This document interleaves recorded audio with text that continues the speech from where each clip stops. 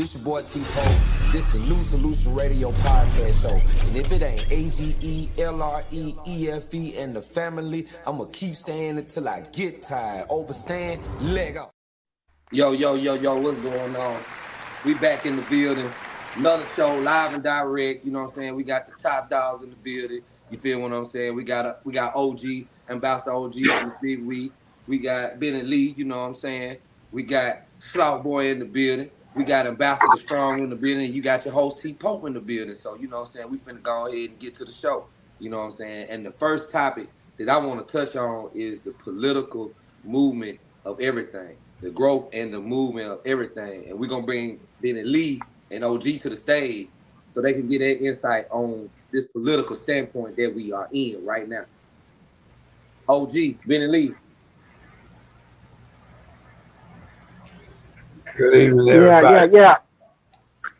So the question was, you know what I'm saying, we wanted to talk about the corruption in the political system, the destruction in the political system. Slout Boy, I know you're aware of that too, you know what I'm saying, going on in California. So, you know, from state to state, city to city, county to county, whatever, you know, let's share some insight on there. I want to get some good insight on this.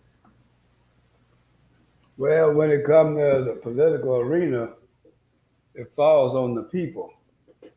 You know, those players in play.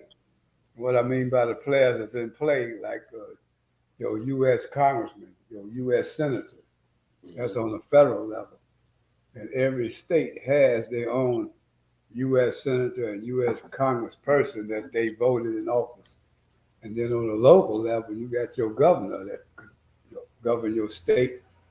And then you got state representatives and state senators. And then on the local city level, you got the city councils, like the aldermen. And you got your county commissioners deal with county issues. And then you got your, you got to know who's the players are. Right. But when it comes to them not doing what's best for your people in your area, because I don't believe in trying to take on the state of the United States. I live in Chicago. Indeed. Right? I live on the east side of Chicago. My main concern is to set up a coalition on this east side with brothers and sisters, organizations that have the same best interests and all that I have. So now, once we form this coalition just on this east side, because we all share the same legislators, we all live in their districts. Right. And so once we form this coalition, then we bring them in and let them know, one, we are your constituents. And two, we are the organizations in your district. And three, these are the issues are in your district. And we challenge you to go to Springfield, go to DC and bring back resources to your district. Right. To address the issues in your district. All right. And that gives us leverage. Because who put them in office? The constituents. So the blueprint is, especially these brothers around here that's running around here fumbling in and out of prison, catching these non-worthy cases, walking around with their pants sagging, getting high, can't put a sentence together. That's my target. Straight up. One, become a registered voter. And once you become a registered voter, then get sworn in as a deputy registrar and go back on that block where you come from and register all those brothers to become registered voters. And now y'all go to the poll and y'all go as an educated voter and y'all vote not on a candidate, but issues. Right. So if the candidate's got your issues in mind, that's who you vote for. Right. And there's so many brothers that don't vote, that are not registered voters, not vote. And this is why people continue to stay in office with the same people that vote, old folks and people that ain't got their feet on the ground in the hood. If I'm making some sense. So like Huey P. Newton and Bobby Seals, when they started the Black Panther Party, they made emphasis. The power is in the people. The power is in the people. You know, good example here in Illinois, You got 4.1 million people in Illinois that are convicted felons. Just think if we collaborated our votes together and vote together, we can determine who the governor of this state can be. Right. And then when you look at the communities we in, we are a majority. Because I represent at least 30 votes.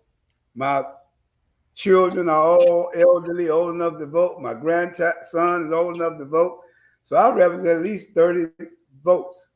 So if we come collectively, that's our power. But we powerless because we don't think like that. So that's my thing on this political thing. These people are only doing what they're doing because we allow them to do what they do. And there's no accountability. And one, we're not educated on what do say, like they had the pandemic, guys was dying in our county jail. People was talking to an alderman.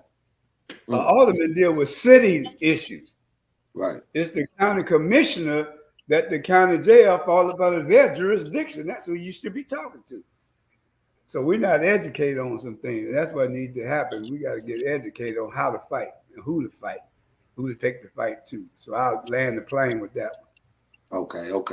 That's some good stuff. That's some good stuff. OG, you want to kick something in there too? Slow Boy, you want to kick something in there too? I know we got another podcast show on this show tonight, so we really got two podcast shows going simultaneously across the nation. So this is big. You know what I'm saying? Y'all want to kick something in there on this topic right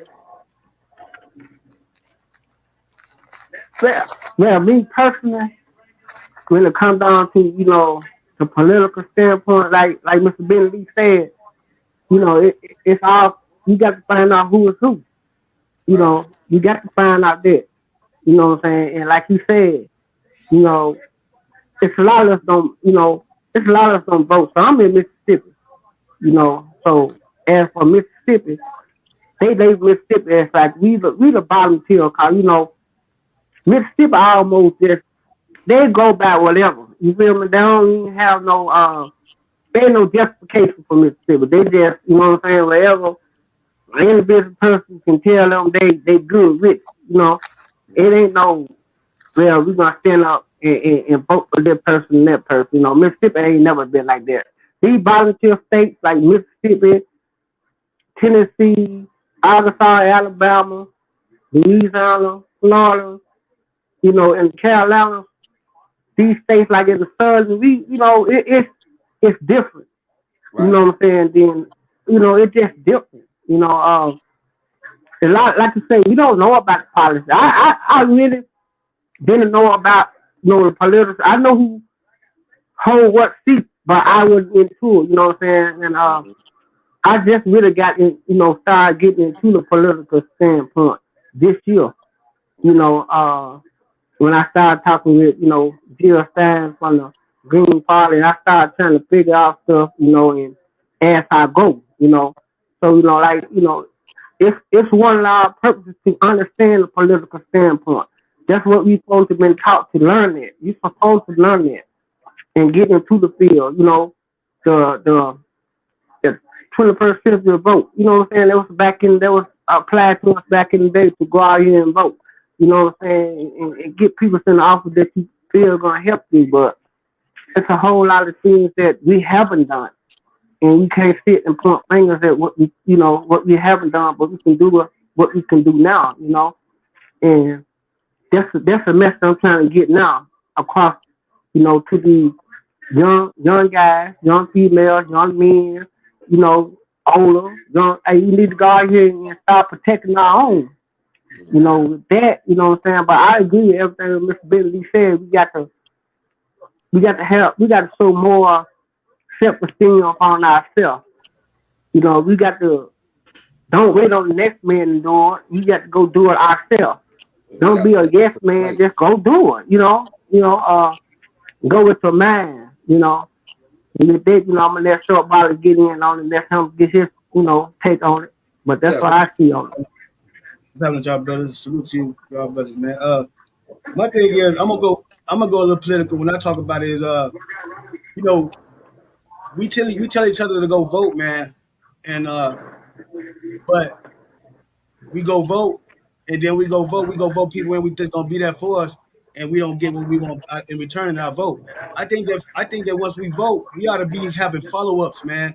Because when we vote people in, people we think that's gonna actually do what they said they're gonna do for us, and when we vote them in office, we never do a follow-up. We always give them excuses for why they can't do what they said they're gonna do when they said they're gonna go in there. You know what I'm saying? So we gotta learn how to, when we do go vote for people. You know, we've been voting for years, man. Everybody vote, man. A lot of us been voting for years, and we be thinking we vote for the right candidates, and then as soon as they get in office, they turn their back. They don't do nothing we said they're gonna do. I mean, every party we didn't voted for, and we thought was gonna do something for us, they never do what they said they're gonna do. And we haven't had run across nobody right now today to do that, man. So I feel like when we do vote, we gotta make sure we stand on the people we vote on. We gotta make sure we gotta stand strong with them when they try to push the laws that we want, when they try to put them agendas that we want. We gotta stand with them so that they can't get turned down for doing what they have to do for us. They said they're gonna do for us. You know what I'm saying? Because I think we stop at the vote. I think we need to stop stopping at the vote and continue to keep pushing with the candidates we do vote for to make sure that our agendas get done. You know what I'm saying? That's why I feel political. That's why I feel like you turn a lot of people, turn a lot of people away from voting. When you vote for people that you think gonna do something for you, and when you put them in office, you know your vote counted for them, and then don't nothing happen for it. So we feel like as a people, our vote becomes useless. You know what I'm saying? Because we feel like we became putting people who we think they'll rise from us from the dirt. We'll see them from the dirt.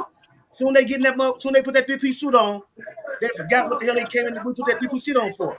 Right. You feel what I'm saying? So that's what turned a lot of us away from the votes and stuff, man. So we gotta learn how to bring them in and we gotta make sure we stand on our candidates, bro, that we voting for.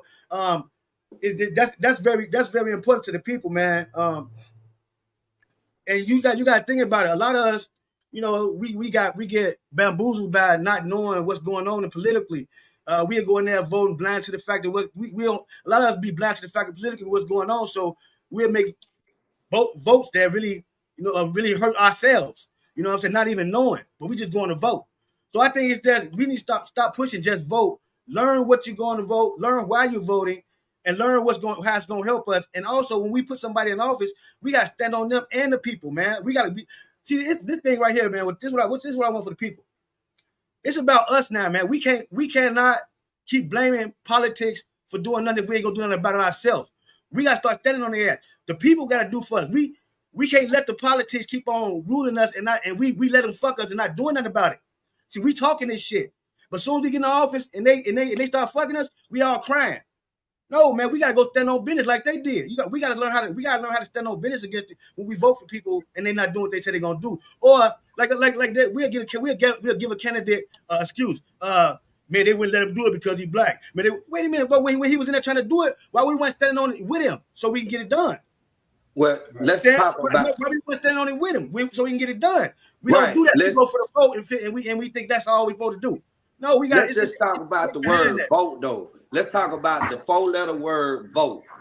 Right. Let's just talk about that for, you know what I'm saying? We got corruption, we got destruction, but just let's talk vote for a minute. Okay, like you said, we tell people to go out and vote, but 90% of the people vote on popularity. They don't look at the real values that's at hand. Can your bills get paid? Are they providing jobs? Are they providing structure for their communities? So it gets lost in the imagery. So that's why I said I wanted to speak on that. I'm gonna bring Strong and KD on in a minute, but what I'm saying is, let's talk about the word vote. Yeah. People holler vote, like you said, vote this, vote that, and everything is a vote. It has to go through legislation before it becomes law. You get what I'm saying?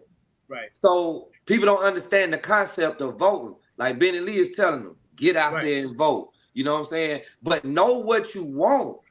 Check your people out. Do your background check. Do your homework. This is for the people that's out there listening and watching and stuff on the radio. We live on the radio and on the podcast. But if you out there and we have a situation where we can become the change, as Strong would say, as any political leader would say, if we want to become that change, we have a responsibility to do our homework, also with the politicians. But the problem I think it is, brother, they put their trust in man. You dig what I'm saying? That's number one right there. They put their trust in man. Man can only do so much for you. You know what I'm saying? You dig what I'm saying? So voting entails, to me, voting entails a lot. People don't look at the facts. Let's look at the facts. Minus the bullshit, let's look at the facts of this person. Right. Let's look at his track record. Let's look at what he's done, the pros and the cons. You dig what I'm saying? Because that matters. You know what I mean? But that's just my take on. We're gonna bring KD and Strong on along with it. You know what I'm saying? I want to thank y'all. Y'all stay on the line. We're gonna bring them on and you know what I'm saying, get their insight on the destruction and the corruption of politics and what's going on today. You know what I'm saying? Yeah, let's get it.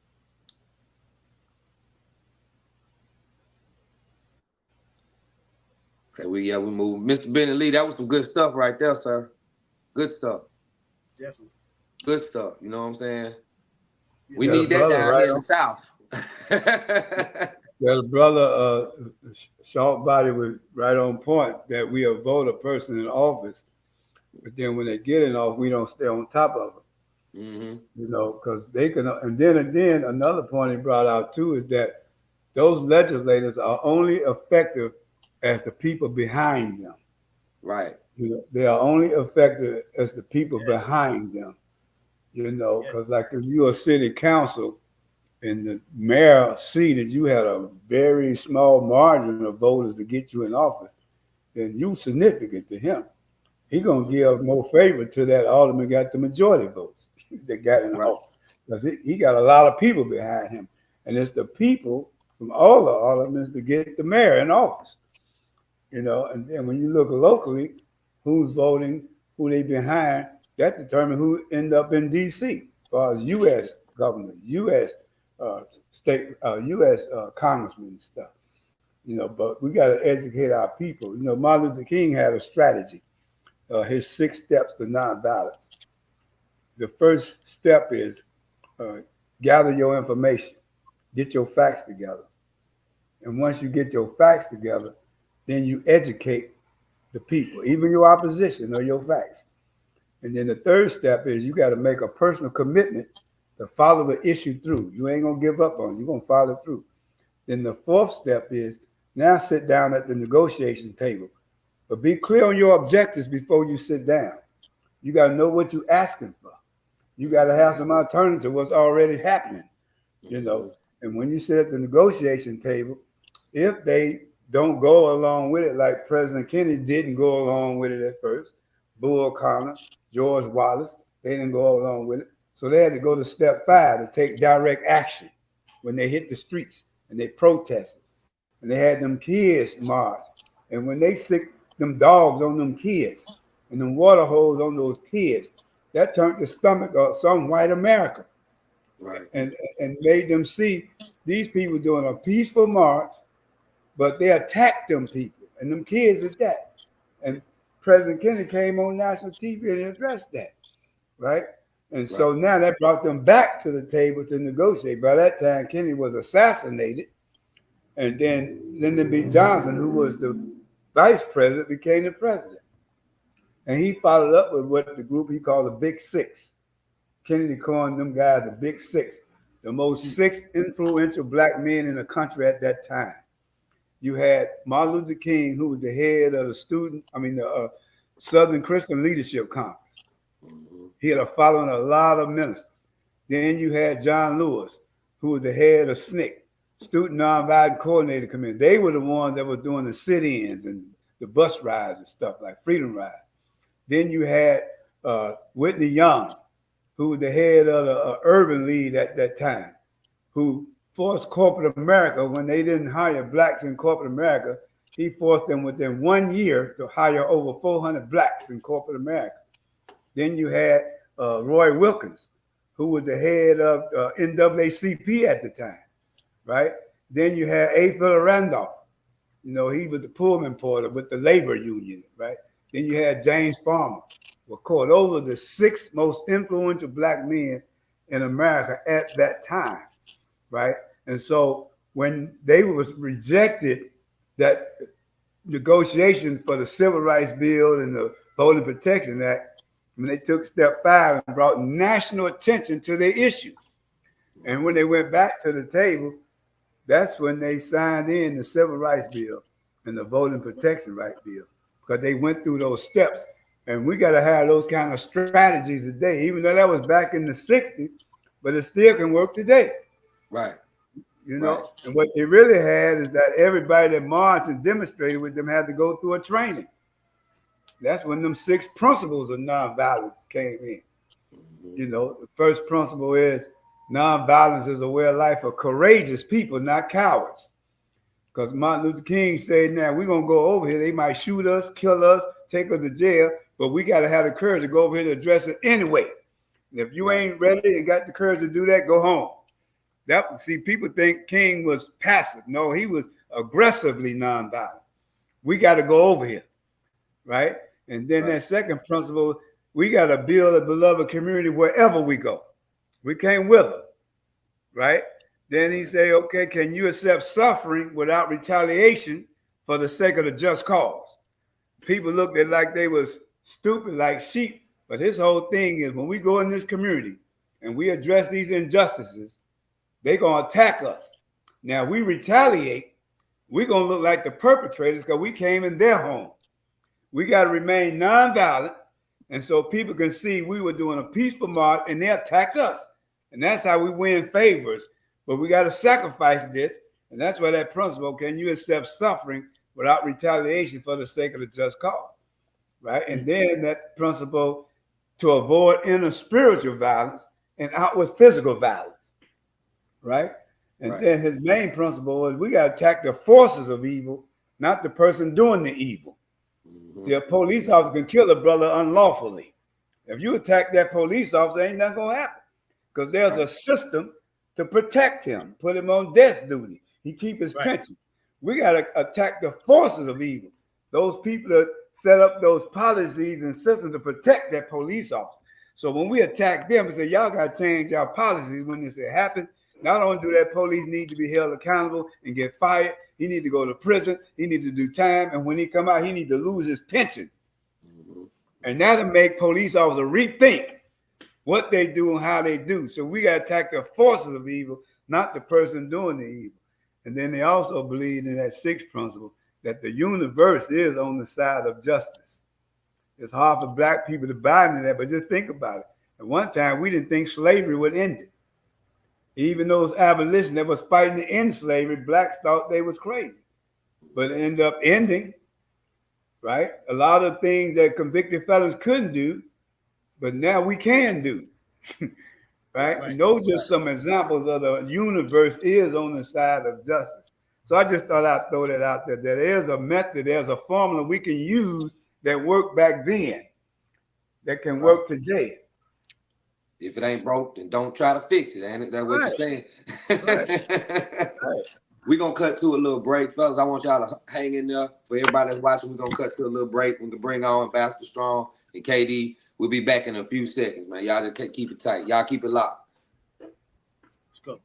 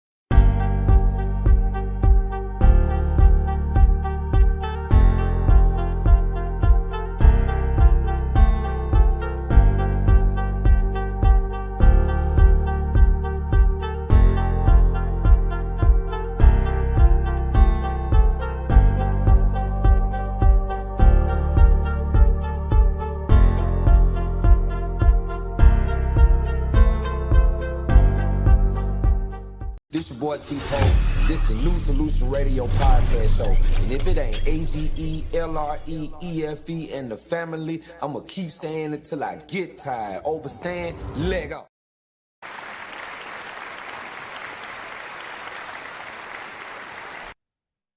We back. We took a little break, you know what I'm saying? So we wanted to continue the principles, you know what I'm saying, on what Ben Elite was speaking on, because there was some strong principles there, you know what I'm saying? You know, going through life, you know what I'm saying? Like I said, they live a lot longer than I have, you know what I'm saying? And then seen a lot more. So, you know what I'm saying? You got to take what people is listening. You got to take what they're saying, what these guys are saying. You got to take it seriously, because we living in a time where situations is changing. You know what I'm saying? Stuff is changing right and left. Laws changing right and left, right and left, right and left. Before you know it, you can do this, but you can't do that. You used to could do this, but you can't do that. And we're going to bring on Strong KD and let them spit their little piece on that too. You know what I'm saying? Along with Ben Elite, OG, and Sloth Boy in the building. Yeah. Well, let me talk about the 6 principles. You know, that was some real common knowledge. I didn't never know that. You know, I didn't. You know what I'm saying? The names that he called, I knew about A-Dog, but I didn't know about the rest of the guys. I knew as far as I didn't really just know about. I knew about the NAACP. You know, I'm a 70s baby, so. But anyway, that was some very, very knowledgeable. That that's something that I was able to learn from that, because now I can go back now, because I was missing a lot of pieces. But if you told me and put that in the formation, I can kind of see where things, you know what I'm saying, came about. You know, like that was very.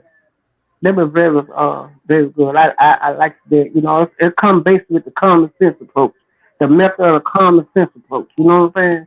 In that category, and that's that's what we need. We need that knowledge, the wisdom that you possess. You know, we missing that. The outside world, the youngest generation. You know, the leaders back then. I think I tell a lot of people from 1980 to 2000, we didn't have no leaders like then. You see what I'm saying? Majority of the leaders then in that area, we didn't have them. You know, we didn't have that. We gonna come fight for you type of model from 1980 to 2000. You see what I'm saying? Because majority of our leaders, if they weren't assassinated, they was locked up. You know what I'm saying? So we had to feed for ourselves, especially in the bottom tier, in the southern part. We had to learn. We had to learn from ourselves. You know what I'm saying? The forces and the leaders that we had, you know what I'm saying? The leaders that we had, I don't think they were really true leaders. You know what I'm saying? To me. You know what I'm saying? So, now I don't want to broadcast no names, but the leaders back then, I mean, I didn't get nothing from them like I did from the leaders back before. You feel me? Right. So, I mean, like the 80s and 2000s, we had to fend for ourselves, and the leadership then really had them leaders. We still had the same organization was still in, but the leaders there wasn't there, from that time. You see what I'm saying? So, with that, I ain't gonna take a long time, because we got a lot of guys on the podcast but that's what I feel. From 80 to 2000, it wasn't, we didn't have that like y'all had from the 70s on back, Right. Yeah, we wanted to go ahead and give a chance to everybody, and welcome to the show. You got David Watts there, you got Senior Ambassador and Strong and Ambassador Carl in the building. Give around the applause. Welcome to the show. You know what I'm saying? We can get some more insight on these principles that they've been put out there. You know what I'm saying? That's strong stuff right there, bro. Strong stuff. Absolutely. So we're gonna pass the torch on to Ambassador Strong. what's your position on this? Peace and blessings, family. To be honest, what both of the brothers, everybody that spoke earlier, was 100% correct and honest. It takes all of those elements. It takes all of those variables for us to be successful. We vote people into office, and unfortunately, a lot of times the criteria for that vote is racially motivated versus being based on knowledge and understanding and actual political agendas. You know, we push the agenda to vote without understanding that a vote is a form of saying that I'm loyal to this person's ideas, this person's platform, and that I'm going to stand with them and push their agenda because their agenda is in tune with mine. See, the vote has a lot heavier meaning than just going to cast a ballot. You know, you saying you stand with that person. That person is a representative of you and the things that you represent and that you're fighting for. So, in understanding that that person is only a representative of the people, that means that the people still have a job to do. Everybody plays a part in the process of change. Even if you remain stagnant, you are still a part of the process of change. You are either delaying it, or you're hurting it, or whatever the case may be, because you're not putting forth your voice. You're not putting forth your piece of the puzzle. You're holding out. You know, we have responsibilities in this thing and accountability. You know, because I went and cast my vote, I feel I did my part. So there's nothing else for me to do. I sit and I complain about what they're doing, not realizing that the same power that put them in office can take them out of office. But we also have to proactively prepare ourselves for this process of change. We have to get people that are being educated, people that are doing the educating. We have to rise somebody up from amongst our ranks to sit in these seats. We have to do away with some of these notions that keep our young people from being involved.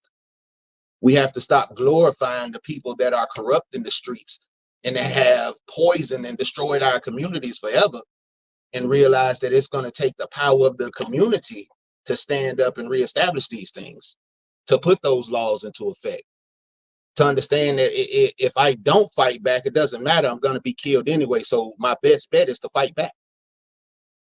At least with fighting, I have a chance. But we also need education, because the worst thing than not voting is an uneducated vote. So you have to understand what these politics mean to you. Not what's popular, but what they mean to you. What's the long term, the short and long term effects? You know, it's voting cannabis into legalcy. How is that really going to affect us? Is it going to help people get out of jail that was already convicted for these things? Is it a setup and a ploy? Why is it only being legalized on a state level and not a federal level? What's the gimmicks behind all these things? Because we know that federal supersedes state, so why is it just legal on the state level? What's going on? What's the catch-22? What are we doing? You know, we getting something we want, so everybody happy.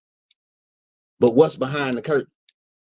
You know, they pass these bills and one part of the bill sound great, but when you look at everything that's attached to it, you realize that, yeah, they got you. While you were smiling and happy about this new toy they gave you, they was robbing the house.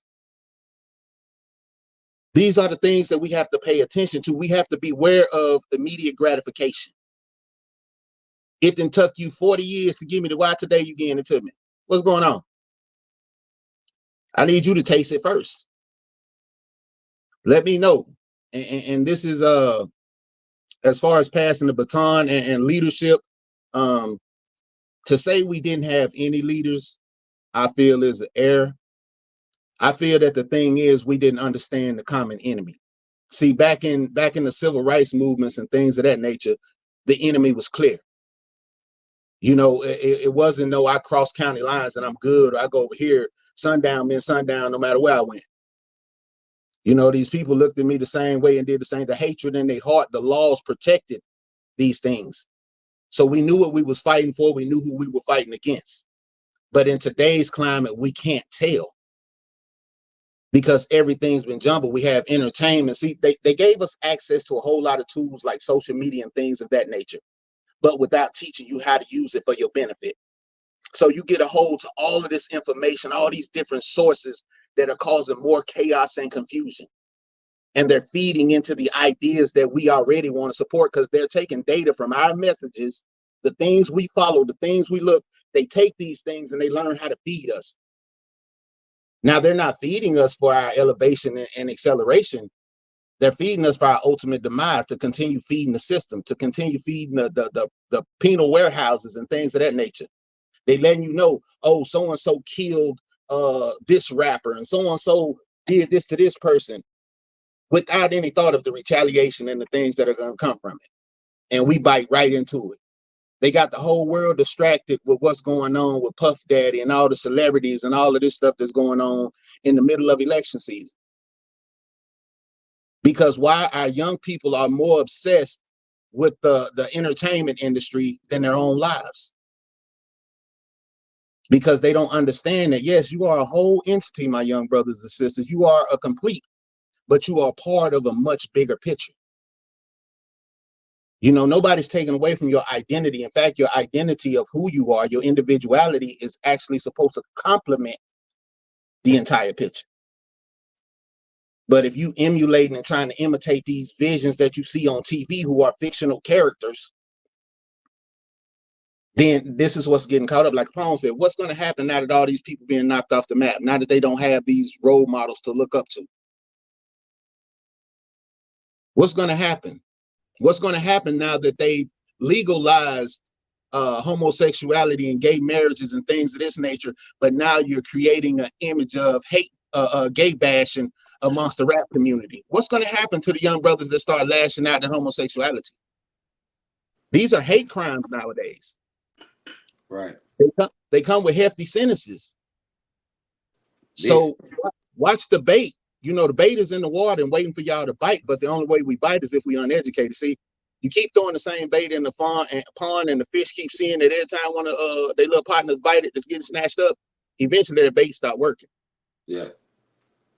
So they keep throwing the same bait out for us, and we keep biting. So the only thing we can do, because the propaganda machine that is America is great. It's pumping all the messages that it needs to pump in order to maintain the system.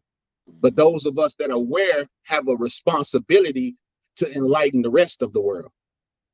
You know, hey, the marches don't work, the speeches don't work, the this don't work. Why they don't? You send your kids to educational institutions where they get lectures all the time. This is the knowledge stage. This is the awareness stage. Awareness equals preparedness. So yes, we need the voices, we need the marches, but we need the follow-up action also. Right. We need to spark the flames around the country that motivate these young revolutionaries, these evolutionaries, the ones that's going to make the change. Don't stay quiet, stand up and vote. You want me to cast a vote, but you want me to shut my mouth. What kind of sense that make? But anyway, I'm going to pass the mic to one of my brothers. Mr. Barksdale, we gonna jump to you on this, on your position. I know you right along there with Ben and Lee, the rest of them, how you feel. Peace and blessings, you know. We glad to have you here, brother. Glad to have you here. We want to get your insight on this too, because Strong gave some real good points. He really hit on point on some things. You know what I'm saying? Yes, and I know that you can touch on them too. Yes, sir. I mean, from what I've been sitting there the whole time, listening to my brother Benny Lee, blessings, brother Benny, you know, and listening to this Sharp Body. You know, I've been listening to Capone, listening to the whole thing, and everything they have actually no sense addresses actually covers all grounds of that. You know, they pretty much got it all covered. You know, but see, it's the thing here. You know what I'm saying? And in voting, like I was saying earlier, and like we all touched on in different aspects, that it turned into entertainment and politics mixed into one. It's a melting pot. You know what I'm saying? And like the enemy, we can't see them because they blended in now. You know what I'm saying? The chameleon stage and stepped in, like he was saying. Like we can't see him coming. We saw him coming. We was oppressed. We was down bad, like he said. But you know what I'm saying? That's just, you know, I just jump in and say what I would say. You know what I'm saying? But this your flow. Go ahead. Yeah, we use that word term enemy. And if you look around you every day, the man that's standing next to you, the sister standing next to you, that we call our enemies. Right. And we should send our own brothers, our own sisters every day, call our enemies, you know. And the problem with our culture, if you think about what they did back then, they fought for equal rights. They fought for no poverty. They fought for things of their communities. Mm-hmm. And what we do today, nothing. But we said we believe in their teachings, they follow it. So what we missing at? When all these things going on in our culture throughout our country right now, you know, and how we change that. We change the scenario of our situation by, you know what I'm saying, creating opportunities for each other and helping each other, unifying with each other. Unification will save a nation. Separation will destroy a whole culture and a nation. You know? And a lot of them missed the bigger picture. They missed the writing on the wall, I call it. It's a thing we put together a while back called the writing on the wall, because they didn't see the writing on the wall. You know? Right. The same alderman we should be creating our own. The same government we should be creating our own mayors and government. Because it starts on the lower level before getting to the high. Everything starts on the lower level, that the aldermen, that field, fifth wards and things of that nature starts on that lower level. You know what I'm saying? They're the ones make the most decisions. City councilmen, them the ones that make the decisions. Why we can't become those things? Our people. Our culture. Feel, you know what I'm saying, know the needs of our people. They know, you know what I'm saying, the needs of our people. We should know, we know the needs of our people. Let's create those things, that person to be that voice for our people, other people with the people. You know? But I because everything they said really covers all ground. Blessed to be in the presence of great men of yourself, you know? Yes, sir. Absolutely, absolutely.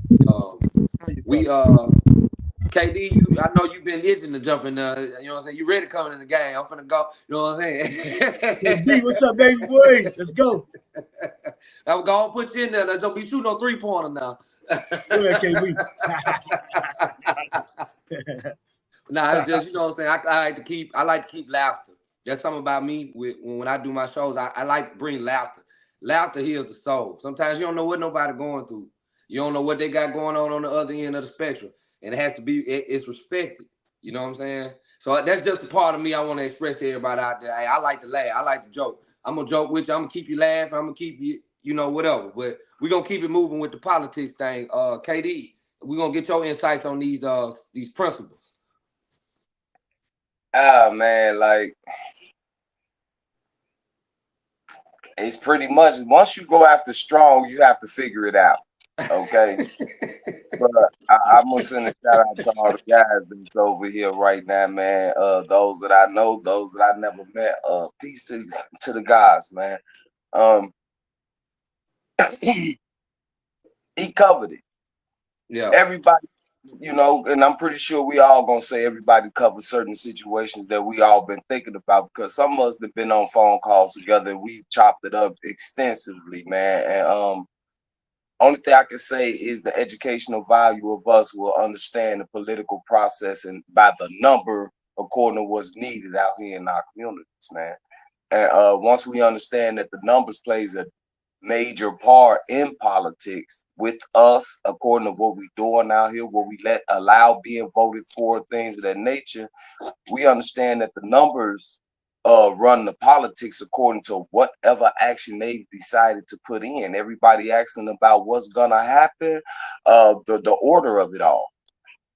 But see, the thing about the order of the politics is that we have to put the order of us into a collective consciousness so we can all move according to the same bubble.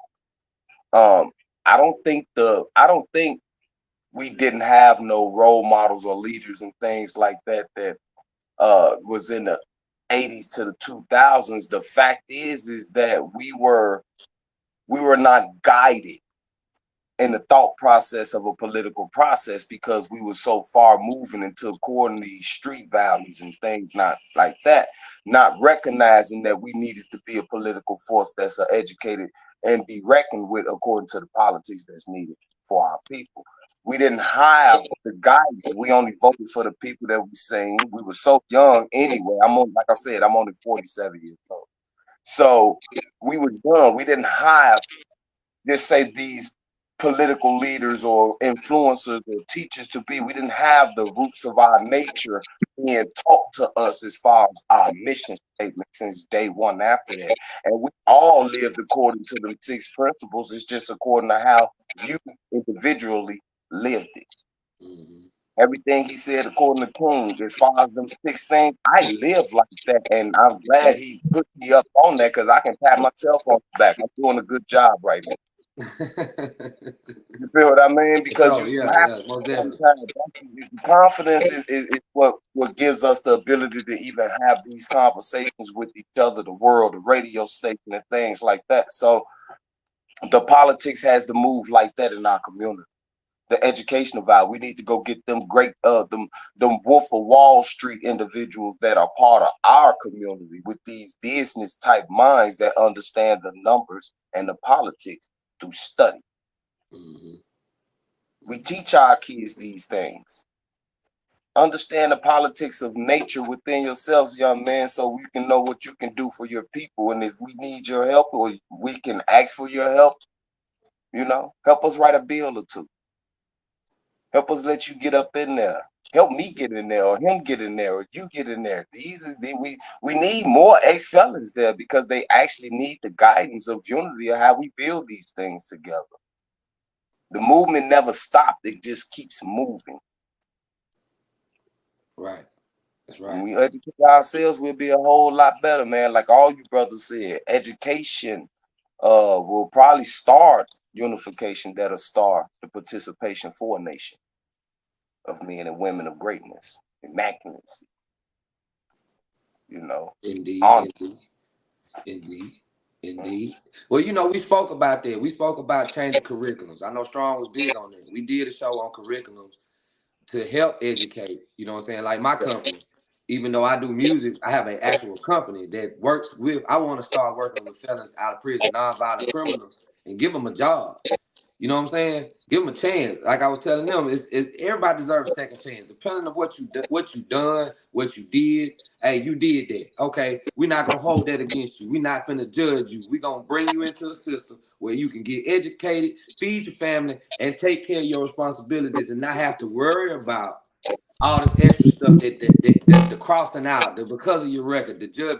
I have never been to prison myself, but I have a lot of friends and a lot of partners and family members that have walked that road. And the stories that I heard made me want to create something to help somebody, because it's a lot of people that have made mistakes. A lot of people that's incarcerated for something they didn't do. It's a lot of people that are in prison right now to this day, and they can figure out mathematical equations like out of this world. You see what I'm saying? But we wouldn't know that. You know what I'm saying? So like he said, it starts at the ground level of things. And that's why I'm glad we all are together here now to put this thing together and put it in motion. You know what I'm saying? So yeah, I just wanted to chop that up, you know what I'm saying? Throw that out there too, you know what I'm saying? Look, Strong, I see you itching over there, baby. Go on, jump in there. Hey, no, because what I just wanted to put on it, man, was one thing that I found when trying to motivate or stimulate brothers around me is, if it's not an immediate outcome, they feel that it won't work. Right. It's the desire for immediate gratification that I feel stands in the way. And since this, Solution Radio, I want to try and ask, can we try the solution? In the process of goal setting, one of the biggest things you have to do is have a clearly defined goal.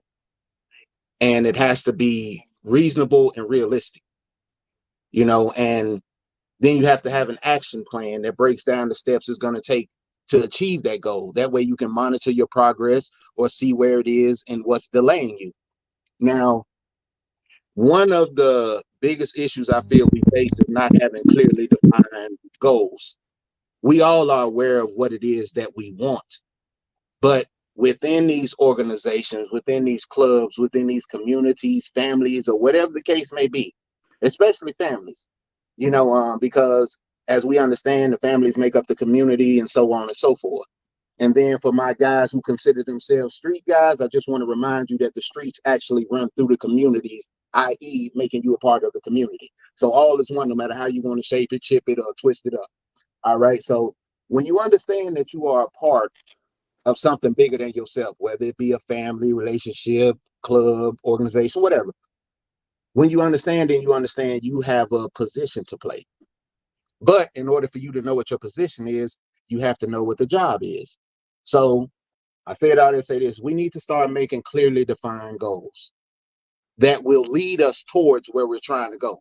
See, right now, our goals need to be that action plan towards that ultimate goal, the vision of where we're trying to get to, you know, as a people, as a community, family, whatever the case may be. And you set these small goals up, and as you accomplish them, we take on a snowball effect. As the snowball goes down the hill, it eventually becomes an avalanche because it picks up more and more along the way. Just as planting a seed in the ground. You know, you want to grow an apple tree, you can't look at the ground and wish. You actually have to plant the seed, and then you have to nurture it so that it'll grow, and then one day inevitably produce fruit under the right conditions. So in the meantime, we've all, and I'm not going to say we've all, but from what I've seen, we've been putting Band-Aids on surface level issues. You know, we knock something out, we put a Band-Aid over it, and then 10 years from now, it pops up again with a different face. It's mutated a little bit, so it look a little bit different. But if you dig deep enough, you realize it has the same roots. So now, by educating ourselves on what's the problem, not what we assume the problem is, not what we feel fixed, but by educating ourselves on what's the problems within our own neighborhoods, communities, families, like brother was speaking earlier, he dealt with the east side of Chicago, that's where he at. So within those areas, you find out what's needed. You have neighbors, you have a community, you have a family that grow there. So you have a community meeting and you discuss the priority issues with those people that live in your community. And even when that alderman is coming around, that councilman, whoever, you have a representative for that block, a block captain, whatever you want to call them, coordinator, whoever you want to call this individual, you know, that is going to go speak to the alderman, speak to the whoever about this is what our community needs. These are the things we can do ourselves, but these are the things that need to be done on a governmental level. So as our representatives, we need you to take this to the floor and participate in those meetings so that you can see that your representative is actually doing what you asked them to do. You have to go to the town hall meetings. You have to go to the city council meetings. And if not, nowadays they broadcast them on TV, so you don't even have to leave the comfort of that recliner you love so much. Turn on the TV and watch it. Whatever it is, you have to be aware of it in order to prepare for it. And if you don't involve yourself, then you're saying, I'm willing to accept whatever whoever else prepares for me. So accountability is the seasoning for the season. Right. You know, we have to involve the fact of, hey, I can't sit by and say, man, look at what these schools are doing to my babies. Man, I wish somebody would stand up and go down there and talk about it. What's stopping me? I'm the one that realized the issue. Why am I not talking about it? It's only my child. See, we have a complex of I'm the only one that's happening to, so nobody's going to say. If you don't say nothing, then you don't know how many people actually are going through or thinking the exact same thing you're thinking. And then when you find like-minded individuals, you form a collective because synergy is formed. 1 + 2, I lift 100, you lift 100, together we lift 300 because of the synergy that's there. It gives us extra strength because we are stronger together. So when you form in these different things, mechanics, doctors, lawyers, all of us come together in these different organizations and we come together around the main issue, we form the fist. Now this fist is capable of knocking out so much more than our individual parties can do. But a lot of times pride and things like that, distrust getting away, I don't have to trust you to know that you're effective in what you do and that it's beneficial for us to work together. In fact, just being honest, I trust the Most High. Let's just keep it real. So when I see things outside of his principles, according to my spiritual beliefs, then I move around. Right. That's understood. So each and every one of us would benefit from, I'm not going to tell you what you're thinking is wrong, but if you think that you're standing on something solid, challenge it. Challenge it and ask yourself, is it helping me to reach my short and long-term goals? Am I feeling the way I want to feel? Do I see progress? Or am I truthfully stagnant and painting a pretty picture for the world to see? Am I doing all that I can do to shape the future that I want to shape? And you know, go. Oh, okay. Go ahead, brother. Yeah, let me chime in here. You know, when we're talking about how do we fight, you know, I used to box. You know, and a person that ain't never boxed don't know that you got to figure out what your first 30 seconds of that first round should look like. And then how you carry over to your last 30 seconds of that first round. Now you done did 1 minute, right? And it's a saying that you can't build your shield on the battlefield. You know, you can't wait till you, because see, a fight ain't won in the ring. The fight is won in training. Because if you train sloppy, you're going to box sloppy. You know, there's one proverb that say that an army of lions led by a sheep cannot defeat an army of sheep led by a lion. Now, when you look at in our communities, these young brothers in the streets, they're young lions. But where are their leaders leading them to? 20 years from now, them lions dead in the penitentiaries, strung out on drugs because they've been led by a sheep. But then them so-called brothers in the hood we consider sheep, they've been led by a lion. And where they at 20 years from now? College degrees, trades, business owners, aldermen, lawyers, right? Because they've been led by a lion, right? And one thing I try to impress upon my peers, see, I'm 70 years old. You know, I'm 70.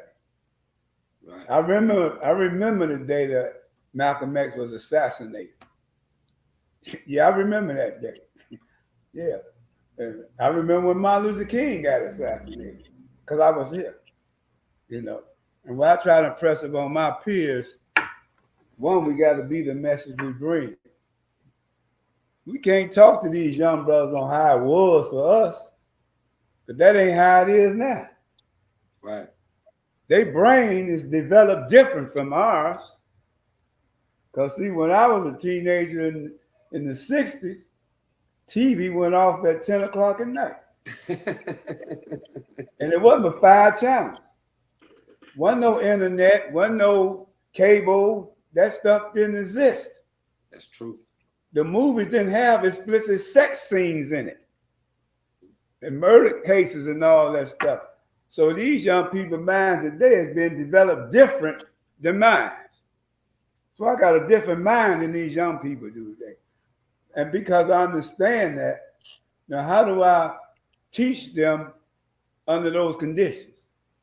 And I'm going to say this and land the plane. When I go into prisons, and I'm talking to the young brothers in the prisons, and I ask that magical question. What do you want your life to look like 1 year after you done came out of here? What do you want your life to look like? What do you want to have accomplished 1 year after you done walked out these doors? And a lot of them be like, Scooby-Doo. I don't know, right? And I know before I even ask that question, a lot of them don't know how to answer it because they don't have a vision. So with my skills, because I know they don't have a vision and never thought about it, I have to pull one out of them. So I might ask the question, do you feel you want your own apartment after being out of here? He said, yes. Do you want to be gainfully employed? He said, yes. What are some other things you want to have accomplished? So I'm pulling the vision out of him. I'm not telling him what he should do, but I'm pulling it out of him because it's in him. And then I asked him, well, what do you think you have to do to make that a reality? And he wouldn't know how to respond because he never did it before. Right? Right. And so I say, for example, do you think you might need to obtain your GED before you leave? You think you need to take a trade? He get the nod. So what are some other things you think you need to do to make that a reality? Make him think it through, not me telling him. Right? Right?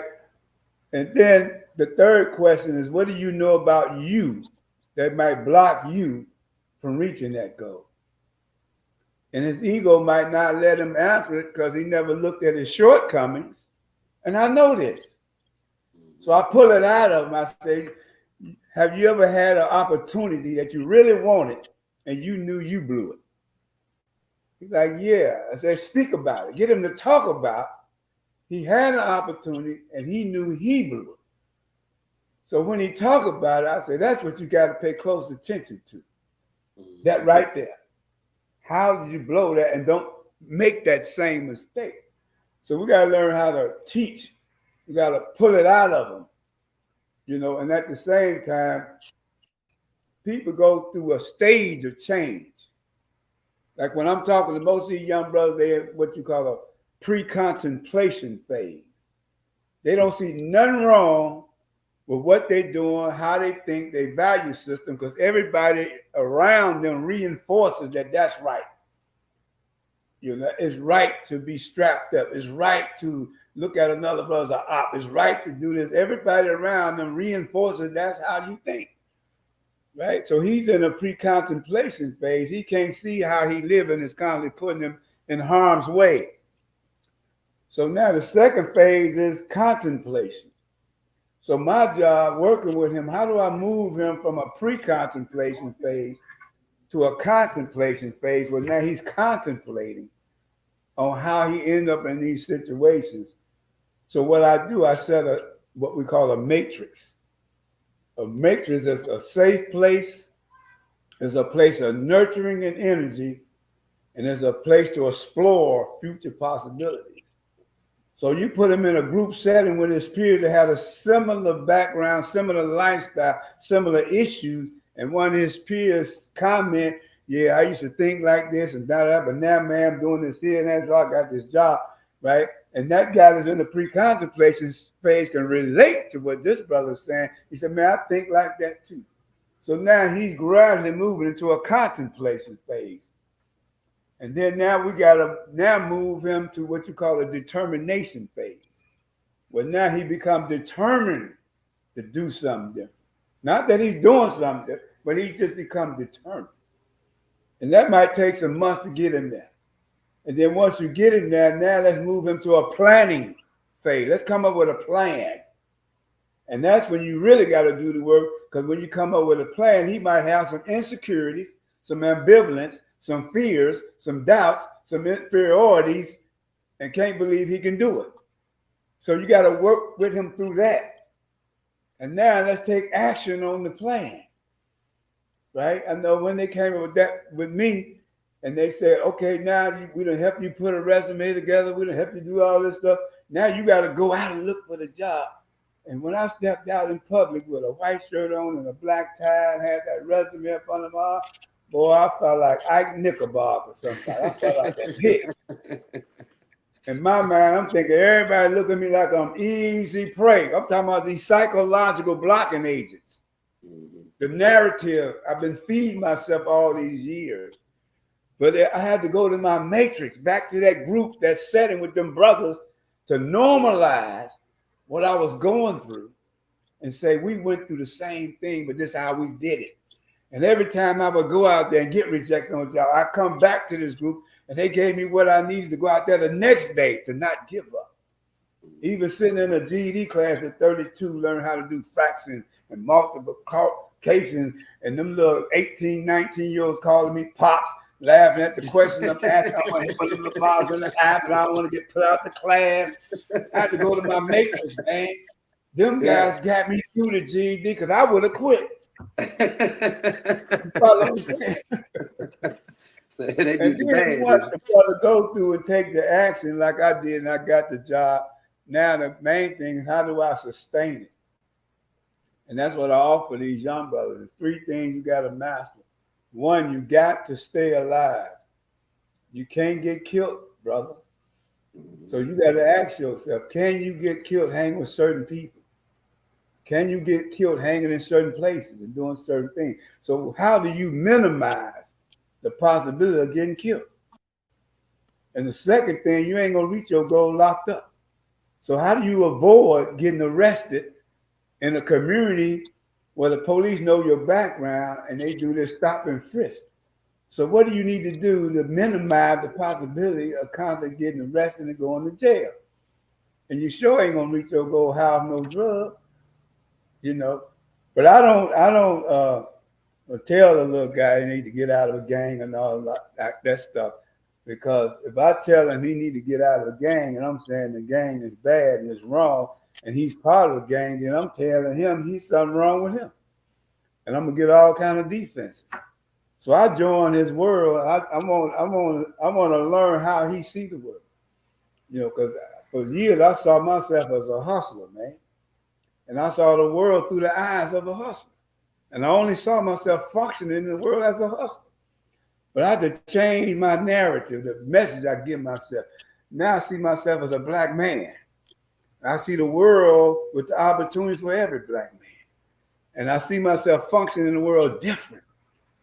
So I had to give up the old tools. You know, I used to get in crap games with the 8-straight 5, 6-8 flats, missed out, dead deuces, Texas turned down, scoop shots and all that stuff. I picked pockets. I played 3-card Molly. You know, I was Paul George. I had to get those tools up. And now I'm a certified substance abuse counselor. I got an associate degree in mental health and substance abuse. I got a bachelor's degree in inner city studies. I got a master's degree in leadership development and education. And what that form of education did, it taught me how to research, but mainly how to research the research. It taught me how to come up with a premise, to look at what is the problem. But at the same time, how do you counter that? How do you set some projected outcomes? So you got to look at what outcomes you want, and that'll give you the trail as to how to get there. You know, we got to fly the plane as we build it, right? So that's me there in a nutshell. And I tell a lot of my peers, how you expect these little brothers to respect what you saying? You smell like alcohol when you're talking to them, or you smell like a blunt. You know, in Islam they call it al-kaf. You got to do the message of praise. I don't know. I don't do none of that. Married man, right? I'm gonna say this and land the plane. Dr. Ram Malala Kalinga, he's the founder of Kwanzaa and came up with those 7 principles in Guza Sabo. That formula for us, you know, that first principle is we got to strive for unity within our family, our community, our race, and our nation. If you got that spirit that you want to strive for unity within your family, your community, your race, and your nation, then that second principle, Kuja Shaka Live, self-determination. We got to start speaking for ourselves, doing for ourselves, providing for ourselves, creating for ourselves, you know. And then Eugene, collective work and responsibility. We got to make our brothers and sisters' problems our problem, and we solve them together. And Ujamaa, cooperative economics. You know, we got to take control of our own businesses and control the economics in our own community. Because as Dr. Eugenie Perkins said, our communities have been colonized. He called it get colony. Our communities been colonized. We habitate in these communities, but we don't control the social. We don't have no social control of the community, no economic control. The average house a person live in, they renting from someone of another ethnic group. The job they working, someone own it. Where we shop from, someone own it. So we don't control our community. We just habitants of that community. And then Kauma, we got to make our communities more beautiful and beneficial, which we inherited, right?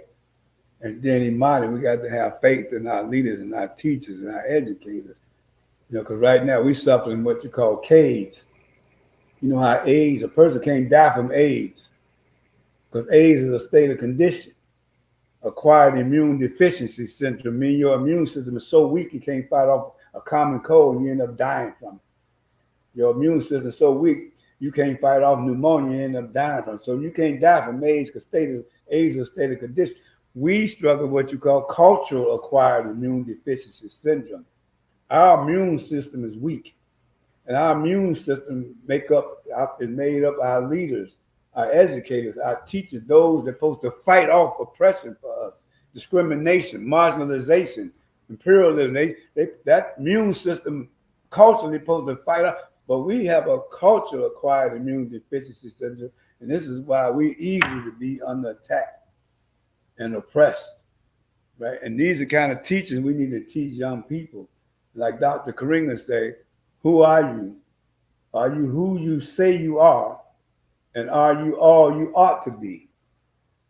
So who am I? I'm Ruby and Benjamin Lee's second son. I'm Alonzo Lee, TC, Age, and Mika's father. I'm DeAndre's grandfather and Akil's grandfather. I'm Alonzo Lee's husband. So am I who I say I am? Do I do homework with my grandson? Do I show up in school?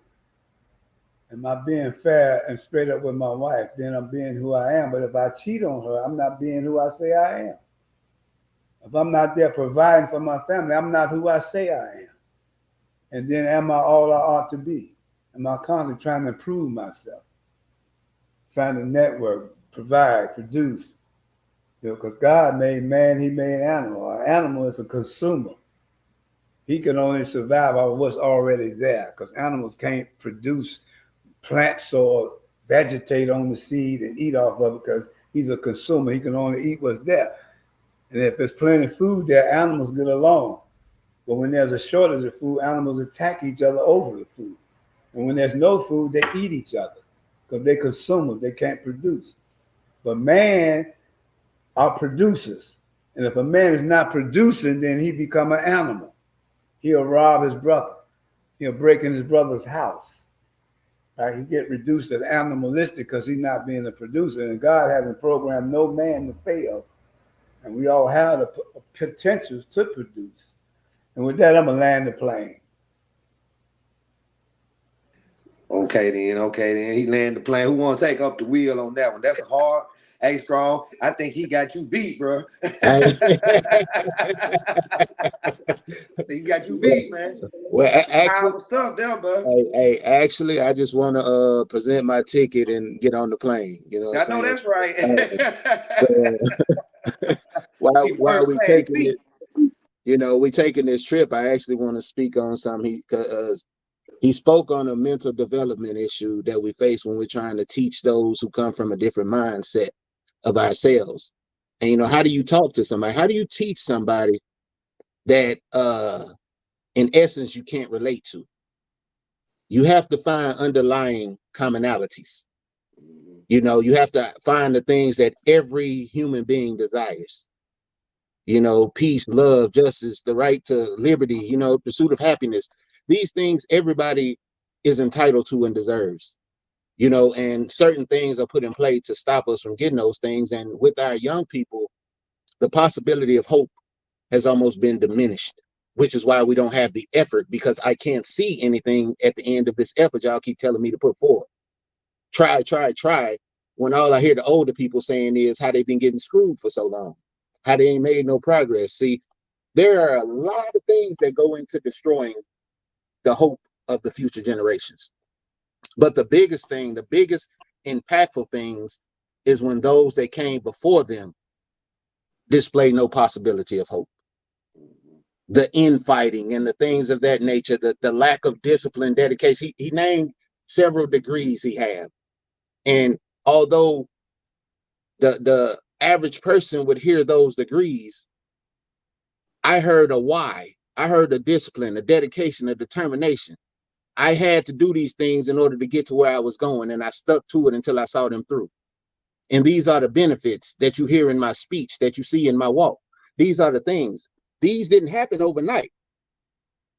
No way possible. If you research these degrees he just named, they didn't happen overnight. Oh, no. So that's where the discipline and the dedication came in, the determination came in at.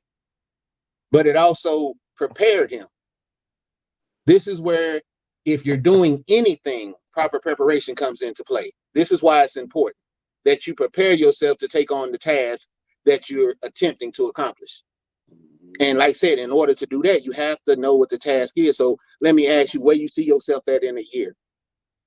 Because where you see yourself at, then how you plan on getting that. That where you see yourself at is your vision, is your goal. And how you gonna get there? Well, I don't know. Okay, well, let's look at some of the elements of that. You're gonna need a job. What type of skill set do you have? You know, what do you want to do with your life? What does it take to become that? Okay, do you have somewhere to live? Okay, well, we know it's going to cost this much. So everything ties into each other. So this is having a realistic plan so that you don't fail. And this is something special for brothers coming home because your situation changed all the time. It was okay for me to stay over here when I got out. Now they can't let me live with them. So now I got to find somewhere over here. This job said that was promised. It's a whole bunch of stuff that goes into coming out, and it's overwhelming. Right. Especially without a plan. You know, you make a whole lot of ideas, you have a whole lot of visions, but you don't really have a realistic base on how you're going to achieve those things. So you start with the process of how does it work? You have an activating event. This is a desire or something happening to you, a desired outcome, whatever. Then you have a belief about that. That belief is your foundation that you're going to grow everything from. All of your action, behavior, attitude is going to be based on that belief you have about that situation. So from that point in your belief will determine your choice, i.e. your consequence.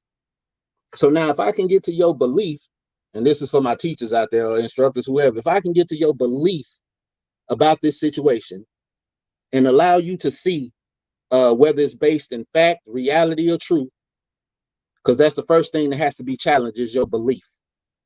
And once I know that my belief is true about it, then I know how to make the proper choice coming forward because I prepare myself based on those truths. So when I understand that a young man doesn't believe that his vote matters, then my next thing is to show him why it matters, how it matters, even if I got to show him the journey that it took to get the right to vote and the things that have changed since brothers have began being involved in the political process. You know, it's just, hey, we got to get out. Your voice is your vote. And it's okay with if I felt my voice has never mattered, then that still is not inspiring enough to get me to get up and go out. Right. Okay. But if I can show you the power of collectedness, like I said, even going back to the civil rights movement to where we heard about King, we heard about X, we heard about all of those people, but you had James Lee around the corner and this brother over here and this brother over there that was doing all the things that they were doing. They never made any paper, but their contributions counted. The protest, the standing out, you're not going to sell us these bad things. We'll shut your... See, you understand that all of these empires are built on the back of the poor? Your $1 from a million of us add up. Yeah. You know, we steady pouring into those people that are feeding us because we steady look to them for our resources. We steady look to them for everything we got. We don't look at what we have because we're too busy focusing on what we don't have. You know, when we take account of the fact that I have a brother in my block that has been looking a job for forever. He's a mechanic and there's 10 people on the block with their cars broke down, but they can't afford to take it to the shop and nobody thinks to go holler at this brother. But he also hasn't made it known that he has these skills because he's not putting himself out there. He's not allowing himself to be vulnerable to get to where he's going. So we have to take chances. We have to step out on faith. We have to educate ourselves. We have to, that planning. What is it? What is the saying? A failure to plan is a plan to fail. This is one of the truthfulest and most true sayings in the world, because if I don't know where I'm going, then I damn sure don't know how I'm getting there. Right. So I'm out here spinning my tail. And when we look at the saying of it's where you begin, you got to know where you're coming from to know where you're going. It doesn't do me any good to look back to the, well, for some, it don't do no good to look back to the 50s. I'm not in the 50s. I'm in 2024 right now. And these are the issues that I'm facing. These are the things that I need to focus on. I need to get to the core of these. You know, why is it that in my community, there's not enough food to eat, but we steady building more and more fancy tourist attractions? Why is it that I can't, it's against the law for me to give a homeless person a sandwich? Why y'all, it's against the law for us, or you get ticketed for feeding the homeless down here because we're making it comfortable for them to stay on the streets. These are the things that even with the slavery of, you know, the amendment that makes it okay for you once you're a felon to be considered a slave and work behind these walls, cheap labor and all this free labor, all these type of things that's going on. They just had a vote on that. And you'd be surprised how many people even knew that it was being voted on because lack of awareness. Yeah. So if we're not aware, then we can't possibly prepare ourselves. If we're unprepared, then we can only accept what we continue to get. So If you want to change your situation, then you have to put in the work to change it. Set clear, defined goals, get with those around you, start with your family if you can, because it's like I said, start with snowball, start in-house first, start with your family. Learn the people that are in your household, not who you think they should be, but who they actually are. Mm-hmm. And take account for that, because like I said, you have to know your resource. Economic value doesn't just come from money, it comes from the resources, all resources. That's your economical stance. I just wasn't aware of I know you're not joking, but that just kind of threw me. You can't give a hungry man a sandwich. Bro, listen, the lady went out with a sack full of sandwiches to feed the homeless people, and she set it up at the park. The police sent to the dollar store about 2 gallons of bleach, opened every sandwich, put it in the bag, and poured bleach over it so that she couldn't go feed it to somebody else. Now, the homeless people come to your car, they get ticketed, you get ticketed because you're feeding them, and it's stopping the city from performing their initiative to get the people off the street. They just made it illegal for them to sleep anywhere on the streets. So if you're homeless, it's a crime now.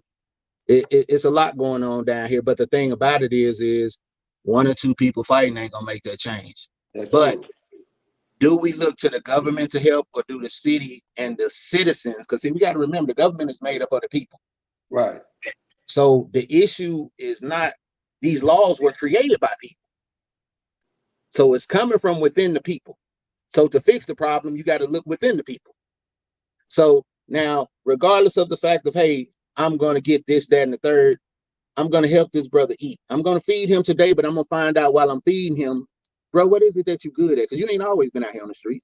Right. What kind of skill you got? You got somewhere to eat? I mean, you got somewhere that you can clean yourself up, whatever. You got clothes. So if I get you a little gig, you'll show up.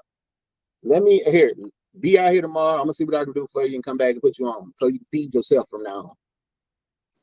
Give them a hand up instead of constantly giving them handouts.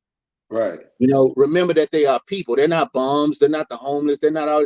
They're people. They're your neighbors. They're your brothers. They're your sisters. They're part of your community. Right. When we stop looking at things as though it's not my business, it ain't got nothing to do with me. That's his problem. Nah, it's all of our problem. You know, and if I fix this community over here and leave this community in shambles, that's exactly what we're dealing with now. We're in a country that's supposed to be every man created equal, but we have a house that's divided against itself. How is our government divided about determining who gets treated how? Aren't we all supposed to be treated the same across the board? Indeed. Indeed. And then this, I believe it's a farce anyway, though, because the house divided against itself truthfully cannot stand, and it's been standing for too long. So they give us the dog and pony show while they make the decisions that they want to make. Right. You know, it is, but that's why we got to get inside. You can't lie to us as long as we inside them closed door meetings. You can't lie to us as long as we there it every time y'all talking about something, and we actually voting, we actually informed, and we keeping track of the way these things went. You can't lie to us. We involved. But as long as we ain't involved, that's what you can tell me. Whatever you want. Right. Right. And then you're going to tell me a story about some rapping. I'm going to forget all about it. Because that's basically what they're doing. Yeah. That's basically what they're doing. Yeah. So it's on us, man, to save us. Anybody else want to chime in on what the brother said? Go ahead, KD. Yeah, go ahead, I want. Well, go ahead. Oh, OG, okay. Go ahead. No, I just want to say, you know, listening to everybody, you know, it goes back to what Mr. Barsdale was telling me a long time ago. You know, he taught me a whole lot. You know, I used to come with all kind of excuses about I couldn't do this and that couldn't happen. You know what I'm saying? But he never would let my excuse be the reason for me not doing it. You know, and you know, by him teaching me and showing me things. Not only that, he went out and did it himself. He went in, what he was telling me to do, he actually did it himself to show me that it can be done. You know what I'm saying? So he was telling me and doing it, and he actually doing it. That motivated me, you know what I'm saying, to go and do it too, because I ain't had no more excuse. I couldn't give him no more excuse why I couldn't do it, because he did it, and he doing it. You know what I'm saying? Right. So, you know, it go back to That's what I'm saying. In order to teach and let these youth understand you, you got to be the example of what you teach or what you telling a person to do. You know what I'm saying? I never been a person to I never been a person to follow an individual just because they tell me something. Now that person go out there and show me and they doing it, then hey, I'm down. Hey, okay, it can be done. You can always sit me in front of you and tell me that Capone, you need to do this, do that. But yet, you haven't shown me yet. But when you show me and you doing it and you said this was okay, I don't have no more excuses to throw at you because you ain't gonna listen to me because you know you ain't gonna let me do the excuses no more because you doing it. So it's just a different different feel of how I see things and everybody else because I've been in the prison system when I was 18 in Mississippi.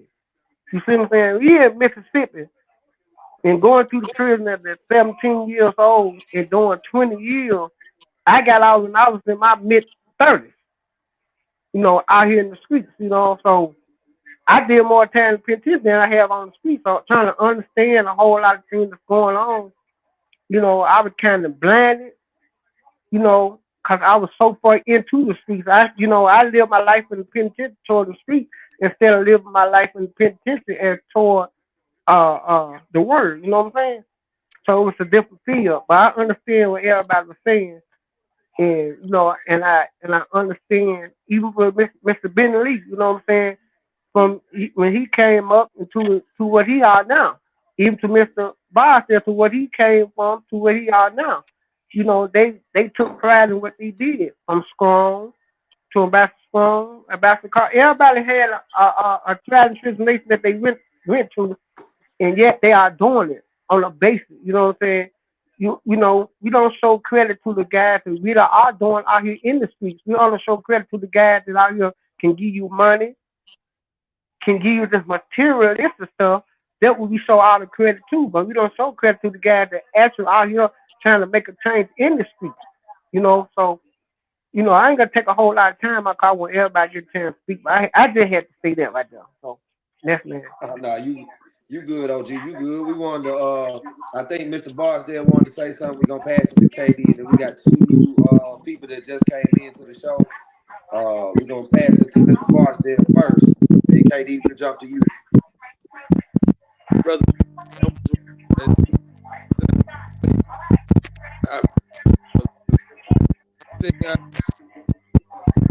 Speaking out real bad. Yeah, everybody mute their mics. I think your microphone messed up. Speaking out real bad, big bro. Okay. Can you hear me now? Yes, better. Yes, sir. Yes, sir. Way better now. Like I said, I seen Minister Rico, I seen Benny, I seen Jeff, seen Larry, seen my father and them coming up. I saw the fight they was doing and fight what they was fighting, the cause they was fighting for. So I went out, like the phone was saying, when I went with him, heard Benny Lee speaking, every day those same things he see, that same thing he said, I went out there and did what they would do. What I'm doing today is what they would do. I sacrificed every day. I go out to the jails. I go to federal prison system right today and got 49 guys and women out of jail. I took another 300 out of the state prison system and go to court for them guys to get them out of jail. I went back to go get them to show them a better way. Not only did I go get them, but I show them how to feed themselves by getting them a job. When they said that, man, how I'm gonna do this? When they come up with excuses about, man, they ain't gonna hire me for my felony. Oh, yes, they will. Here's a job. Man, how I'm gonna get this house? Don't worry about that. Here's a house. Cause I show them how to get that house. Did I show them how to own that house without putting a dime down? I show them how to build their credit and show them how to get that house with a USDA loan without even put a dime down. So they walk out that door when they said they don't have these opportunities. I educated myself to make sure I went out of my way to make sure they had those opportunities when they walk out them doors. And that's the fights I fight every day today. I got 7 vans. I got all these guys and women out of shit. I took 183 people out of cardboard boxes when they said, saying it couldn't be done. I done it and got them off the streets. I'm still doing it every day. I might get 3 hours of sleep every day fighting for others, for change. And so they won't have to make the same mistakes I made and others made and down the line, If I get them the opportunity, some go back, reform back to their family life. I even go to court for them to get a modified off of house arrest after they done been successful within a 90-day program that I had created, you know what I'm saying, with dealing with anger, dealing with lifestyle change, dealing with, the hate and hurt. I show them how to overcome those obstacles that hinders them from being successful. And I fight that fight every day. So when Benny Lee said that, it touched me deep, because those are things that I know that they would do. And I want to make sure I'm staying on that same path of that light that they did. And you know what I'm saying? So I want to help those that to be successful and not to make a mistake. So it was a sacrifice. Don't get me wrong. When I said I did something, I'm doing it. When I said I'm gonna do it, I do it. You know, when I say I ain't the one that's gonna speak on someone not living it. Everything I'm saying, I'm actually living today. You know, and I just wanted to share that. And I ain't gonna never stop swinging, you know, to help see them brothers and sisters, you know, saying, come out of that place. And I'm gonna fight for them every day to get them out of that place. And I also show him, give them that opportunity to walk out that place. So I'm gonna make sure I leave them without excuse by being that sample for them. By showing them I've been down the roads. If you're gonna do something, I want them to see that I've been down the same path they went to. But I'm gonna be the example, show them how to get to where I'm at today, but in their own form and fashion, and find out what their passions are and help to bring the best out of them, you know. And with that being said, I just want to say, blessed be you, brothers, man. Powerful. Love you, legendary. Love you, man. The legacy of big teacher. Prime example of what we do. That's what it's about. Yes, sir.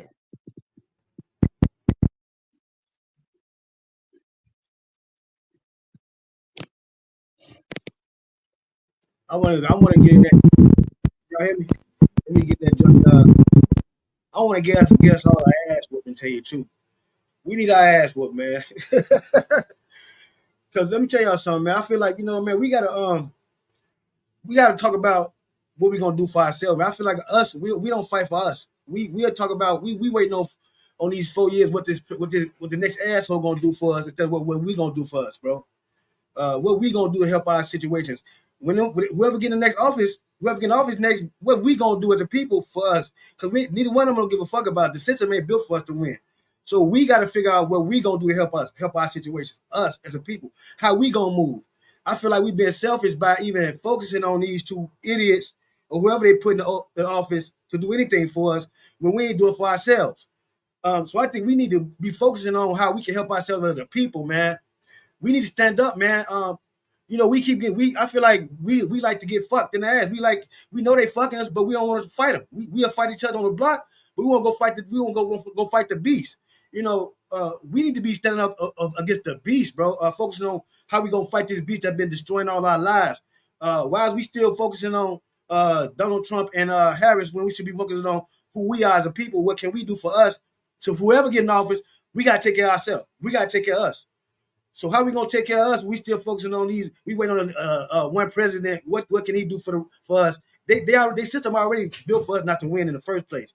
So we already putting, and we do put somebody in office. We already send them in a dungeon because they're going in there to fight more demons.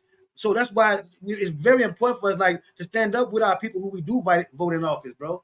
You know what I'm saying? And it's important for us too as a people to start fighting for ourselves.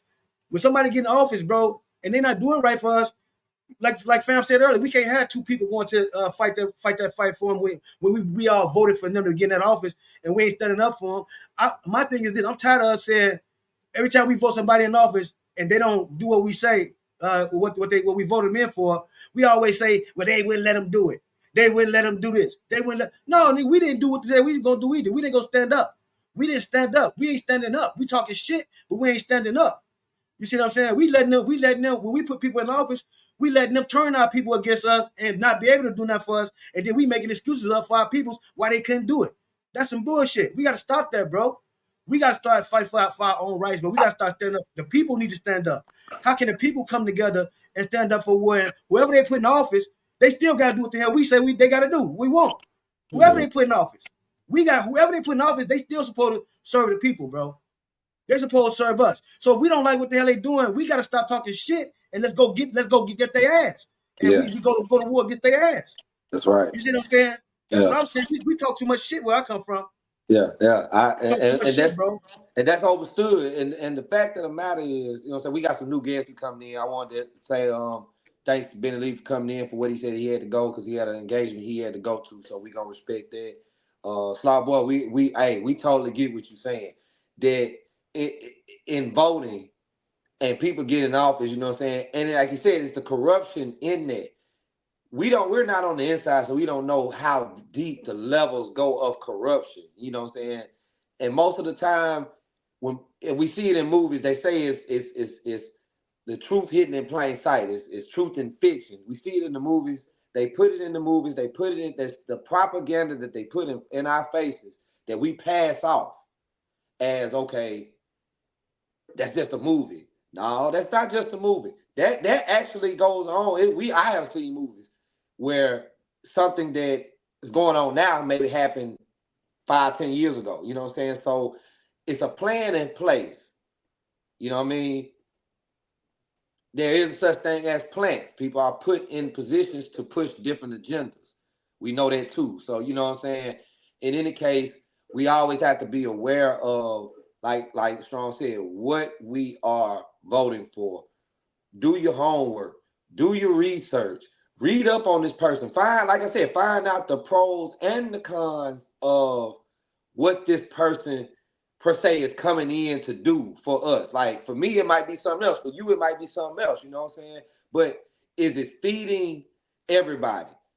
Again, popularity is the biggest thing because everybody wants to be popular. And they say it on the news all the time. It's the popular vote. The popular vote. It's right. Nothing about the facts. They forgot about the facts and they go on popularity, so it gets thrown out the window. They give us the food to eat with everything in it, but are they eating it? Like the COVID shots. We all supposed to get the COVID shots. Did they get the COVID shot? You see what I'm saying? Right. Who put that into perspective so they didn't have to get it? You get what I'm saying? Right. So it's these people hidden behind these curtains that we don't see. It's the ones we don't see coming. The ones we see coming are just a face. Yes. That's why they call it popular vote. Right. What happened to the realistic vote? You know what I'm saying? That's my position. Where's the realistic vote? We've been taught that since elementary school. You had to vote for your class this, vote for that. Right. So we already conditioned to vote since from youth on up. You know what I'm saying? So that's just my take in on it. We're going to pass the torch on again. I'd like to welcome the two newcomers to the show. You know what I'm saying? We got Tyrone in the building. What's going on, brother Tyrone? Is that Tyrone?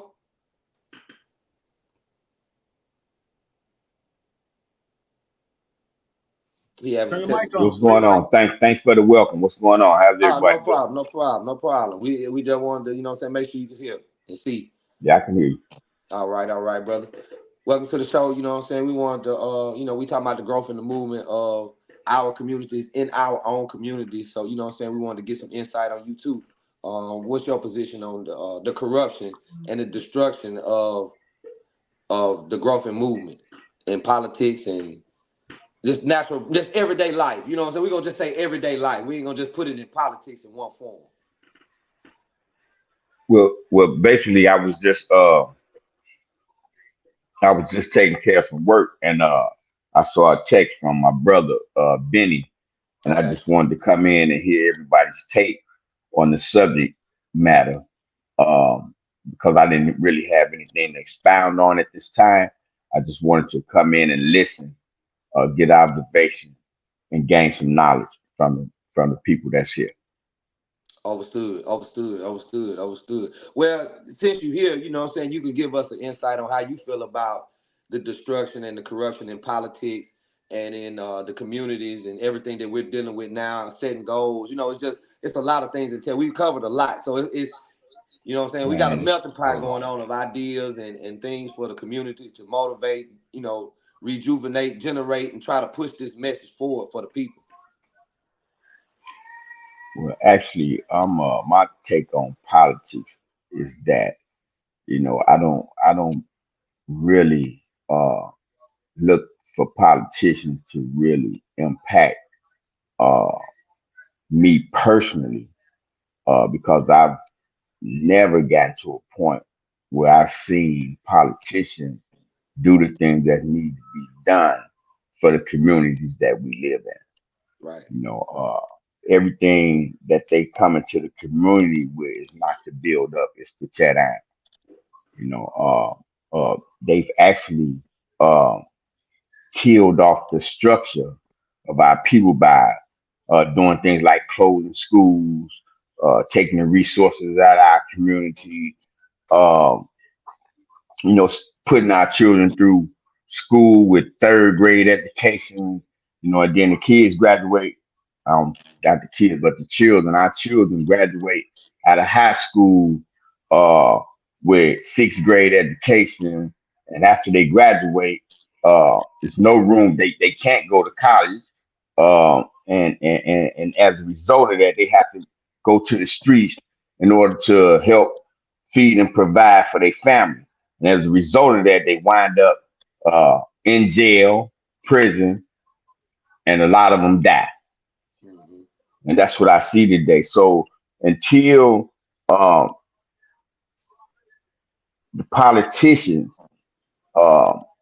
correct the thing that's going on now in our communities, I don't really have a take on them because I haven't seen them do anything. You know, we got a lot of people like yourself, you guys who go out and speak about things of that nature, but I haven't seen any results. I know there are some results because of the things that you guys put into place for the incarcerated that come home and things of that nature, and try to help the brother get another chance. But other than that, you know, I hope that things would get better. But at the same time, with the way things are going, I mean, we got somebody running for president who's a felon. But you can't get a license if you're an ex-felon. You can't get a license for, I don't know, hundreds of things that you can't get a license for. And you done spent your time in penitentiary. But this guy, man, I'm talking about who does that. Right. So, you know, when it comes to that, I have no faith in the government that governs the United States of America at all. Love it, man. None. Real. I love it, bro. That's what I'm talking about. Yeah. And I mean that speaks volumes. That really speaks a lot of volumes on, you know what I'm saying, really what do we have to look forward to? You know what I'm saying? You used to could look forward to something, but there's no expectation. They stole expectation. They took out a lot of things in the communities. Like I said, like you said, you can't expect them to do nothing. The expectation out the door. You can't depend on them. That's out the door. So what do we really have? What do we need a government for? Excuse me, bro. I'm tired. Bro, I want to add it. I'm so tired of voting for people and then they not doing what they said they're gonna do, bro. Like the vote's so important that every time we do it, we have to stop. We have to stop voting and going behind it because we keep voting for people and we think they're gonna do something. Then they get in there and they have an excuse every time they get in there, bro. We gotta stop that. That's what it's not. For me, it's not that they make excuses. When they get into these offices, you know, they're gonna give you everything that you expect or that you want to hear. They're gonna tell you what you want to hear. They're gonna tell me what I want to hear. They're gonna put all this stuff in the forefront in order to get in office. Once they get in office, then the tables turn. Now, what is it I can do with the people who I'm in office with? Right. The cabinets, in order to line my pockets, get what I want out of the community, get what I want out of society, get what I want out of the government, how much money I can get under the table, over the table, around the table, however. You know what I'm saying? And steady take from us through taxes, property taxes. You know what I'm saying? I'm talking about all kind of crazy stuff they put in there. If you go to the bag, I spend my money to buy groceries from a grocery store, and I got to pay you 7 cents in order to carry my groceries out the store, which I'm supporting. Are you serious? Yeah. Right. Yeah. Just little stuff like that. Do you know how much money they make off a 7 cent bag? That's what they were saying. Each dollar, a dollar from a million people. So Yeah. 7 cents.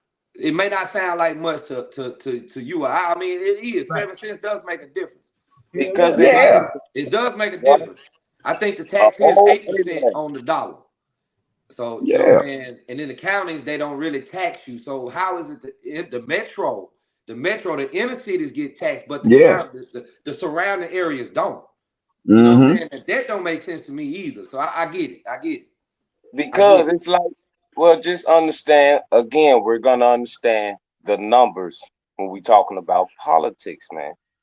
The numbers rule the situation. The old Arab, I was working in this store on 77th and Halsted before, man. Actually 76 and Halsted, right by the police station. This was probably like 2003 or something like that when I moved over in that area.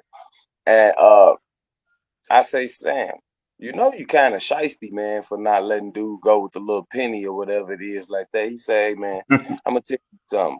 You treat a penny like you treat a dollar, it all add up. Why you think they got taxes? Right. Yeah. Small amount of things, and now we understand the number. If you got 4 million people in Chicago and they taxing everybody 6 cents, 7 cents, whatever it is, to a dollar, it don't take that many hundred pennies to make a dollar. So you're making billions off pennies alone. Yeah. And this is where the politicians get involved with the community and start taking things from the community, raping things out of the community, adding things that has no value to our community. It's those who can see that think that we are blind. It's the blind trying to lead people who can see and don't understand that we know now. You see what I'm saying? Like he said, we got to stop voting for people that goes in there. Like Strong said, we have to adopt these individuals like they are kids and groom them no different than they groomed Obama or anybody else. Right. We have to groom these kids. My brother said he goes back and forth to the penitentiary system. Like Benny Lee said, okay, so these curriculums and these books that we are writing, they need to be in the penitentiary system so them future leaders or them leaders that get out of the penitentiary that real run into them streets actually got something to teach the streets. Right. I'm out in these streets all the time. If anybody pay attention to me, I can be talking about the rawest thing in the world on video, but I get much love and respect from people as I am walking because this is my journey. This is what I'm doing. And they know what I'm talking about. Right. You see what I'm saying? I'm not no politician, but I want to help create the politician that we need from the roots of us. So them kids going in the penitentiary system, they need a curriculum. They need an educational value of what needs to be done. That's what we need to do for our youth that's locked up. And some of them older elders that's locked up in the penitentiary can understand that, hey, your organized faction of righteousness has restarted. It's the rebirth in these things that need to happen with this stuff. Everybody say everything follows into a cycle and starts over again. Welcome to the rebirth. And the rebirth actually has everything to do with us. Right. And doing these values that brothers like Mr. Lee's and everybody else have put together in their own factions way back then. We are actually taking up the torch of these brothers that picked up the torch from brothers like, well, they was there in Malcolm time, so they didn't pick up that torch. They picked up Frederick Douglass now.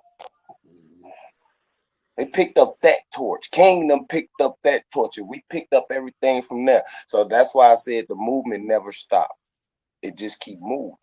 Now, when we understand that the movement has everything to do involving with the politics now, then we have to understand that by the number of us, we make these politicians do what needs to be done for us. We actually go up in there and help these politicians write these bills according to what the people need, because we're not writing them. The politicians has fired the people because they're writing them now. You remember that song, It's Only a Bill, and remember that? Yeah. That's when we were writing them. The community. They took the power out of the community with the entertainment. That's all politics too. Got a death code and the numbers and the political prisoners and things of that nature. Private prisons opened in what? 1990. When did Menace to Society come out? 1991. Yep. We need to push these boys in jail. Uneducated, untreated PTSD. All these things that happen in our community, we thrive off the negativity because it's being promoted so much. They making laws against God. Fuck the people right now. They're making laws against God. Yeah. What makes you think they gonna do something for us, y'all body? That's why we need to make the difference. That's why we need to be the change we need to see. This is why education needs to be the purpose of every organization out here on the planet. Educate your hood and buy back the block. That's right. Buy it back, man. He said again. Get it back. We can't do nothing if we ain't got nowhere to go. Right. And I think, and another thing I wanted to say since I'm on here, right?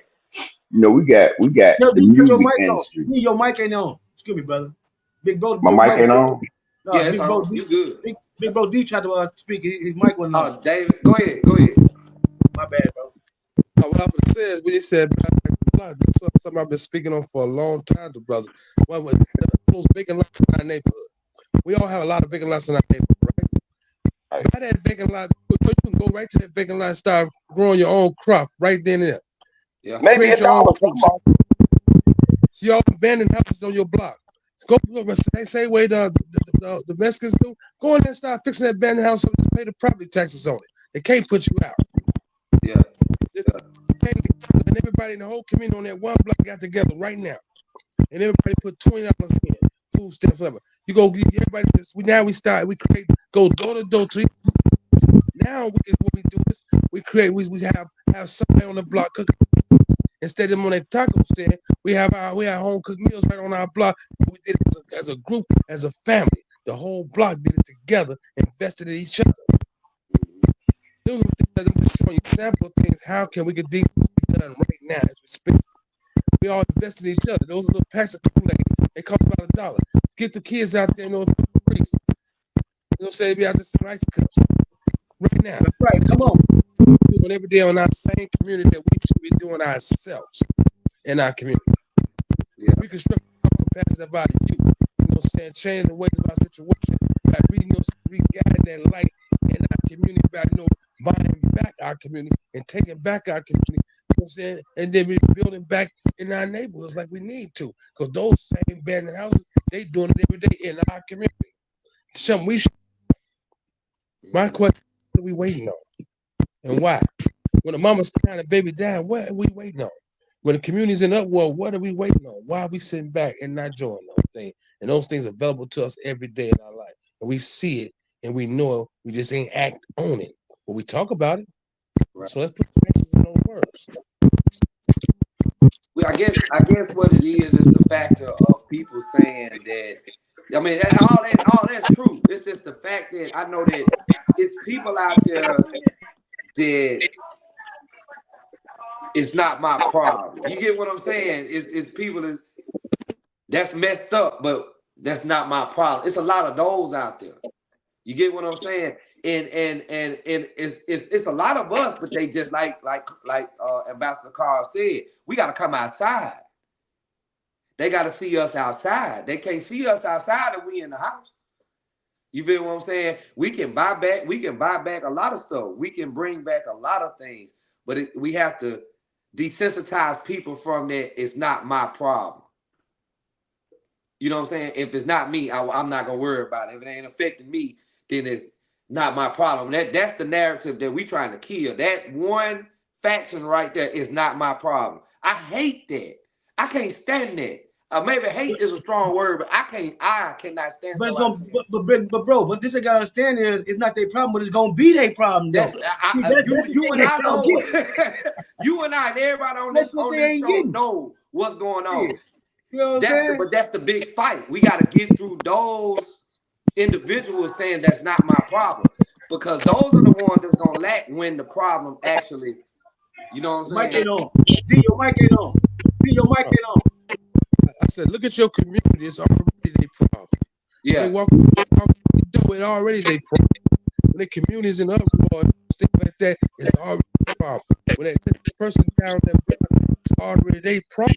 When that abandoned house, that house gets sitting there abandoned and get towed out, that's the problem. Because now your block, you all your life is So that becomes your problem because it is your problem. You just can't ignore the problem. It's got to be done by the situation. That's the problem right now. So we need to speak to our people in our community. Right. People in our community. To get an understanding with them. Like I said, we take time with our community. We construct our community. Then we can also stop a lot of things in our community. But now we know who's and where and why community that can stop a lot of situations. Because now we don't have to do everybody in our community. So if something going wrong in our community, we became controllers of our own community. But then that is our problem as a people. We don't pay attention to those. You said it right. The word hate is strong. The hating word is a strong word. I'm trying to replace it with love. And I'm trying to replace the word anger with passion, and humbleness. Trying to replace those things. I think the passion change the way we're thinking and saying, saying not to hate your fellow brother, not to hate your fellow sister. Saying learn to love them, which takes a lot. But we got to remove that pride, which is poor, reckless, individual thinking. Those things got to be moved, for the individual ways. But it takes to save us. The main thing is going to take us to save us. We got to put that neighbor right back in the hood. Yeah, right. And I absolutely agree. It's just the approach. You know what I'm saying? It's the approach. You got the knucklehead, man. It's a whole. I could go on and on and on about that narrative. You know what I'm saying? I'm gonna leave that alone. But it's all about the individual. How you work. The leadership. In these streets don't even know who I am. Every day I walk up on these streets, you know who I am. But you know what? I start off. I might just walk up to, hey, young man, can I talk to y'all for a minute? I might come have a whole gang of people sit down just to get their attention. Once they allow me to speak, the rest is history. Because that voice you have carry, because that voice came from a king, and you a king. We all born king, and you was a gift from God. That's why you're here. Use that spirit that God gave you, to lead his people and show them a better way by your food, your thought capacity. All you need is a moment of their time. And now you can redirect their whole aim. Because nobody was willing to listen. Once they was willing to listen, now you got them. But now you got to know how to win some in their world to bring them back into yours. Yes. Let's go, big bro. Love you for this, bro. Let's go. Yeah, good stuff. I'm talking about this is good stuff. We getting down to the last. I don't even want to stop the show. I don't even want to stop the show. We're going to give a round of applause to everybody that came on today. You know what I'm saying? Want to thank y'all for coming on. With everything that we pushing, we're gonna do a series tomorrow night at 6, same time, same place on the same channel about the same issue, so we can continue keep going. We still got some newcomers in that didn't get a chance to speak. I think it's Will.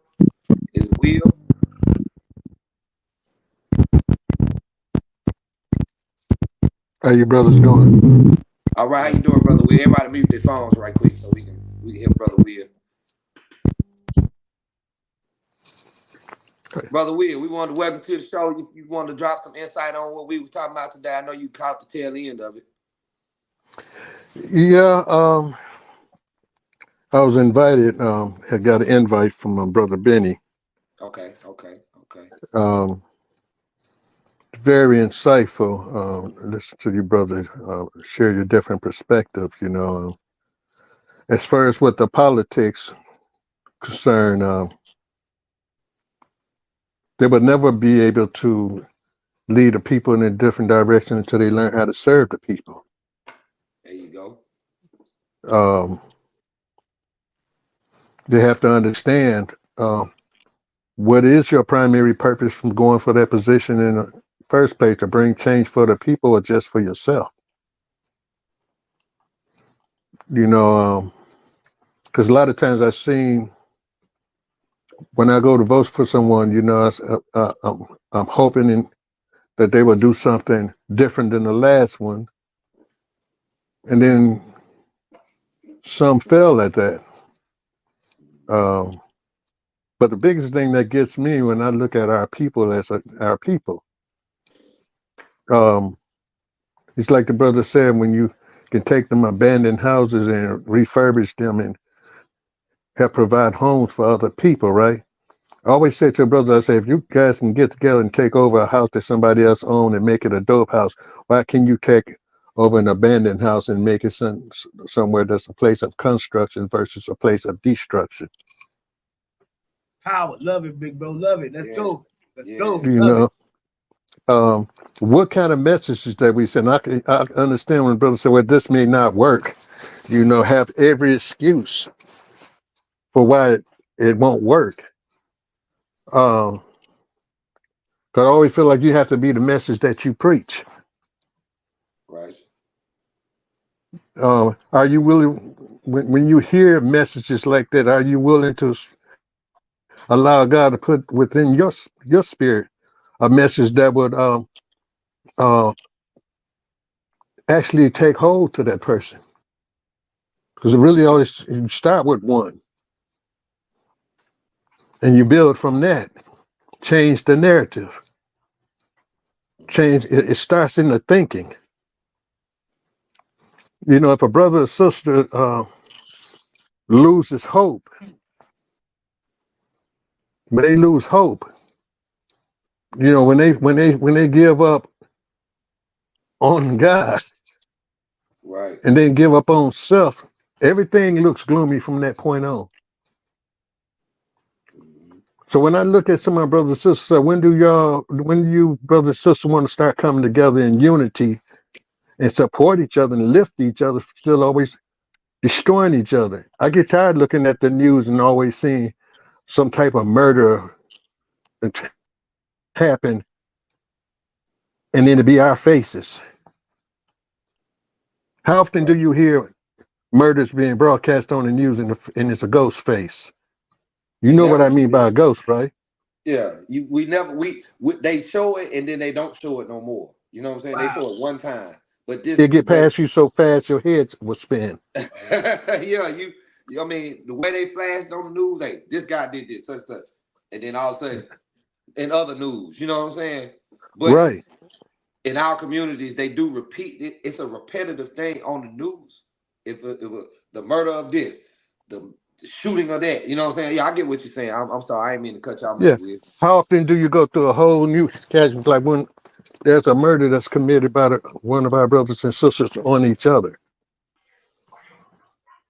They go into details. I mean, you may get a good 5-6 minutes on that particular topic. But when that ghost commit a murder, you know, it'll fly past you so quick. You know, so I look at some of my brothers and sisters and I'm like, why would you complain about what these white folks is doing to you? Oh, how you forgot this word history, his story. Do you remember when they was sicking the dog on us? Do you remember when they was spraying us with those water hoses? Do you remember when they was hanging us in the trees and swinging us around by the necks? Yes. Do you remember when they was raping our sisters? Do you remember? But then you want to complain about something that you're doing to yourselves. Nobody wants to hear that message. If we can stop killing ourselves as an individual, we can stop killing ourselves as a whole. Us coming together is stronger than us broken apart. Right now, we've been broken. Yes. It's true. Yes. Yes. There's no hope in a broken spirit. How do we rebuild that broken spirit? It ain't hard to stop killing your brothers. It ain't hard to stop killing, motherfucker. It ain't hard to stop killing your brother, man. It's not hard. Just stop, nigga. Just stop. But it's hard for them to do that. It's hard for them to do that time, right? Yes, sir. See, I told the brother one time, I said, how long have you been locked up? So he told me how long he'd been locked up in the penal system, right? Yeah. I said, I'm not talking about that kind of lockup. How long you been doing time outside on truth? You don't have to go to the penitentiary to do time. Right. You be locked in your mind. What about when your penitentiary, what about when it's a supermax penitentiary in your mind and your spirit? So I always ask brothers and sisters, when do you want to get paroled? Woo! Come on, bro. Come on, man. Come on. How you stop calling yourself a gangster and then you have to run from the fucking police, nigga? Stop calling yourself a gangster and you running, man. Every time this you do why I some bullshit, you understand. running. But my Every brother, time this you what do some bullshit, you running, and you calling yourself a gangster. Stop it, dude. on that note, this is what I call a gangster. A gangster is a person who has the ability to face itself, look inside itself, and then come to terms with itself. That's gangster. Because see, the worst enemy that you can have is you. Ain't about nobody around you. Yes, brother. Yes. When do you embrace you? We have to be able to ask ourselves a question. What is it about us that we hate so much that we're afraid to tell somebody who we are for real? Because we could talk about what the politicians not doing, but now we got to ask the question, what are we doing? Right. If you can't change the neighborhood upstairs in your head, how you going to change the neighborhood around you? True story.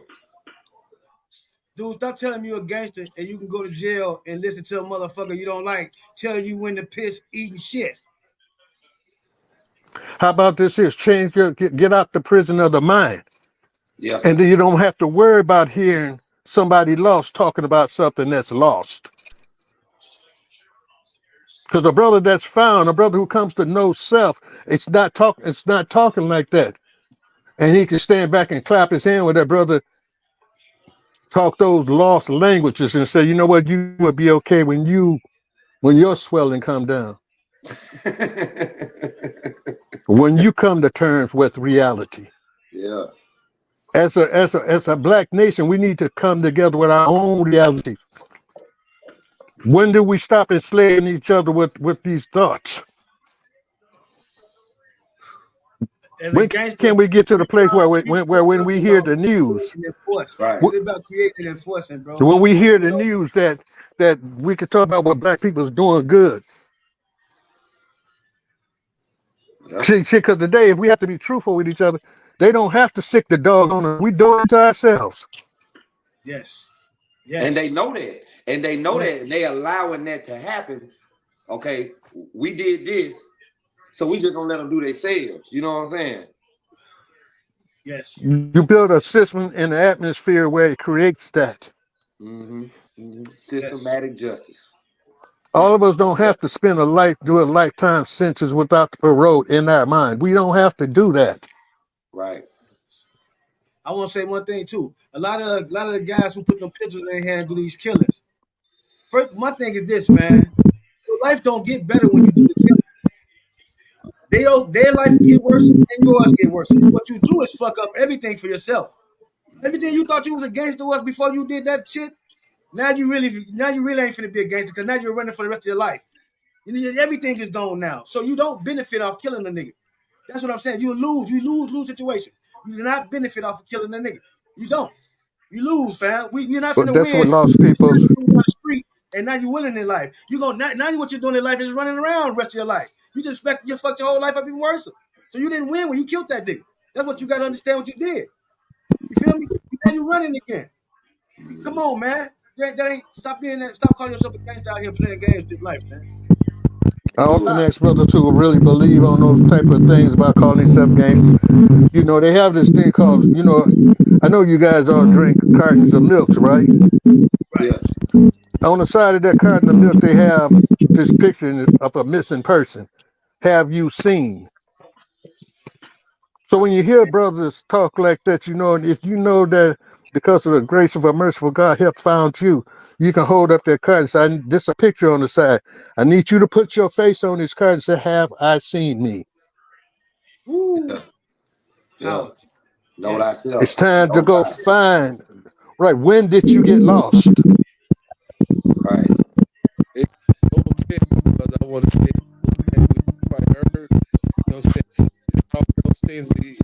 Everybody in this world, they all hurt, hate. They don't realize the outside. It's like they said, it's a lifetime of pain. Yeah. We got to fix that. We got to get your mic. We got to get you a setup, OG. David, we got to get you straight.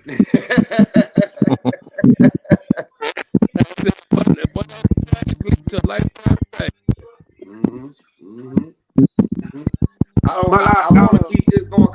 I don't want to stop good conversation. I definitely don't want to be. We can go for about 20 minutes and then we'll end the show. You know what I'm saying? And tomorrow, Mr. Will, if you don't mind, I want you to come on tomorrow, same time by 6 o'clock. You use the same link, and then we can finish this because this got to have a continuation. It got to. It's got to. It's too much information that ain't been passed yet. You know what I'm saying? I'll try to be here at that time. Yes, sir. I know football on. I'm a Pittsburgh Steelers fan. We ain't gonna throw that in anyway. But hey, Pope. Hey, Pope. Yes, sir. Pope. I do want to say this though. You know, I thank all the guys for coming on the show, and like I'm saying, with like Mr. Bill was saying, you know, the killing us or just us. You know, I've been seeing it, you know, a whole lot. You know, I've experienced it. You know, even in penitentiary, it's still us or just us. You know what I'm saying? It's all over the world. It's us or just us. You know, I asked somebody one time. I said, "Will there be news if us weren't on the news? Will there be anything like news if we weren't on the news?" You see what I'm saying? It's a beautiful day in the neighborhood. You know, I mean, the news was they'll be talking about. They'll be talking about the shit that's more important than our people, and that's cats and dogs and shit like that. Yeah, wouldn't be none of this. It wouldn't be none of this. It wouldn't be nothing. No, it wouldn't be.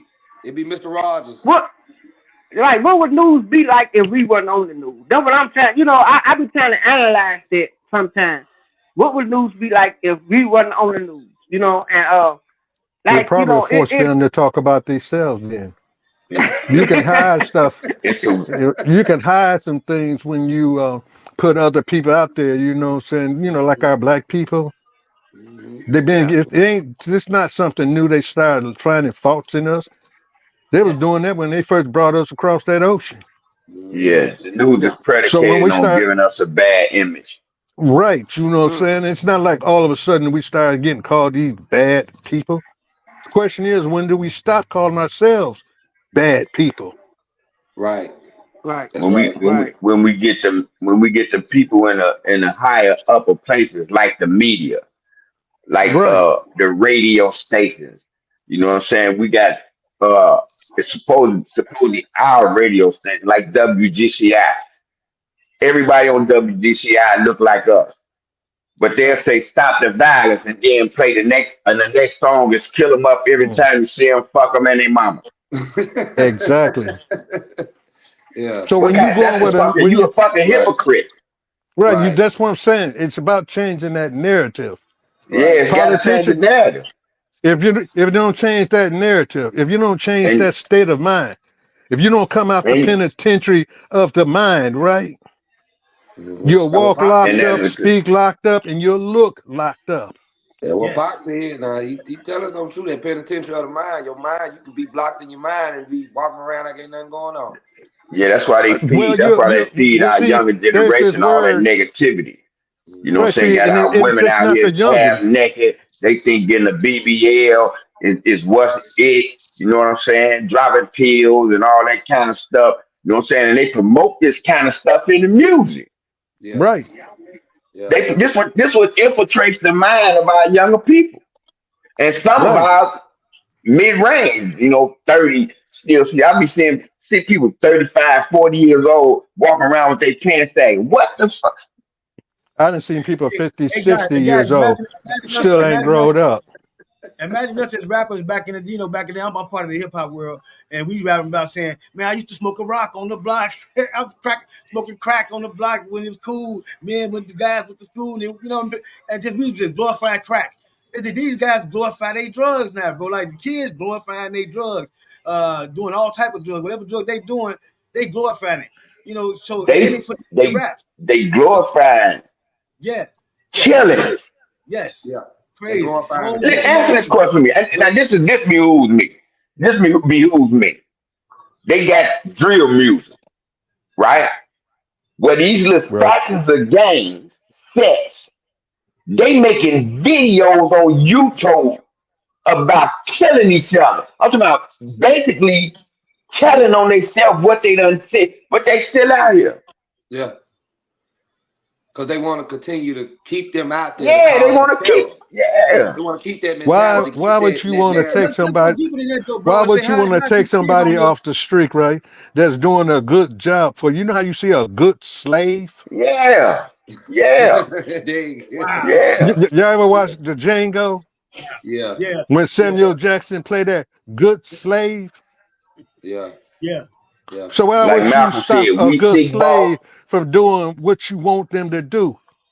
Absolutely. That's how it's set up now. They ain't got to do it. And then they We sit doing it back for and say, ourselves. but then they sit back and say the young people's, right? Well, you got. But see, it starts with the older ones. It starts with some of the older ones. They gotta have fuel to the fire. So to put when the laws pass, gun control. When the laws is passed, so they release that, and then now everybody's in violence. Well, this is the reason why we need better laws. But y'all push the law first for it to implement this, so it could implement that. Yeah. You know what I'm saying? They do. So they do. How these young folks? They we're in a state of confusion. There you go. Is from the entertainment. I'm in the entertainment business, and I feel like I told the guys in the prior show we did that the revolution coming back is just gonna come back in a different form. It's gonna come back in a different way. What worked for King and Malcolm, it's gonna come in a different way. Yeah, the technology and the mind that's going on right now, it's definitely gonna happen in a different way. I can't say when it's going to happen, but it's headed in that direction. Definitely, man. Let me answer you real quick though, bro. Because that's definitely real.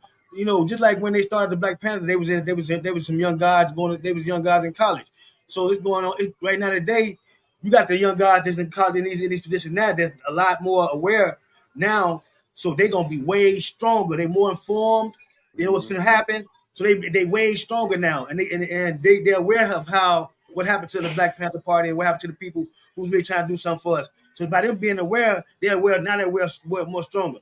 That's why I like to talk about when I say how important history is to us, bro. A lot of people try to say history, you don't want to know your history, but history is the most powerful thing you can learn. It's the most powerful tool you have to become the person you are today.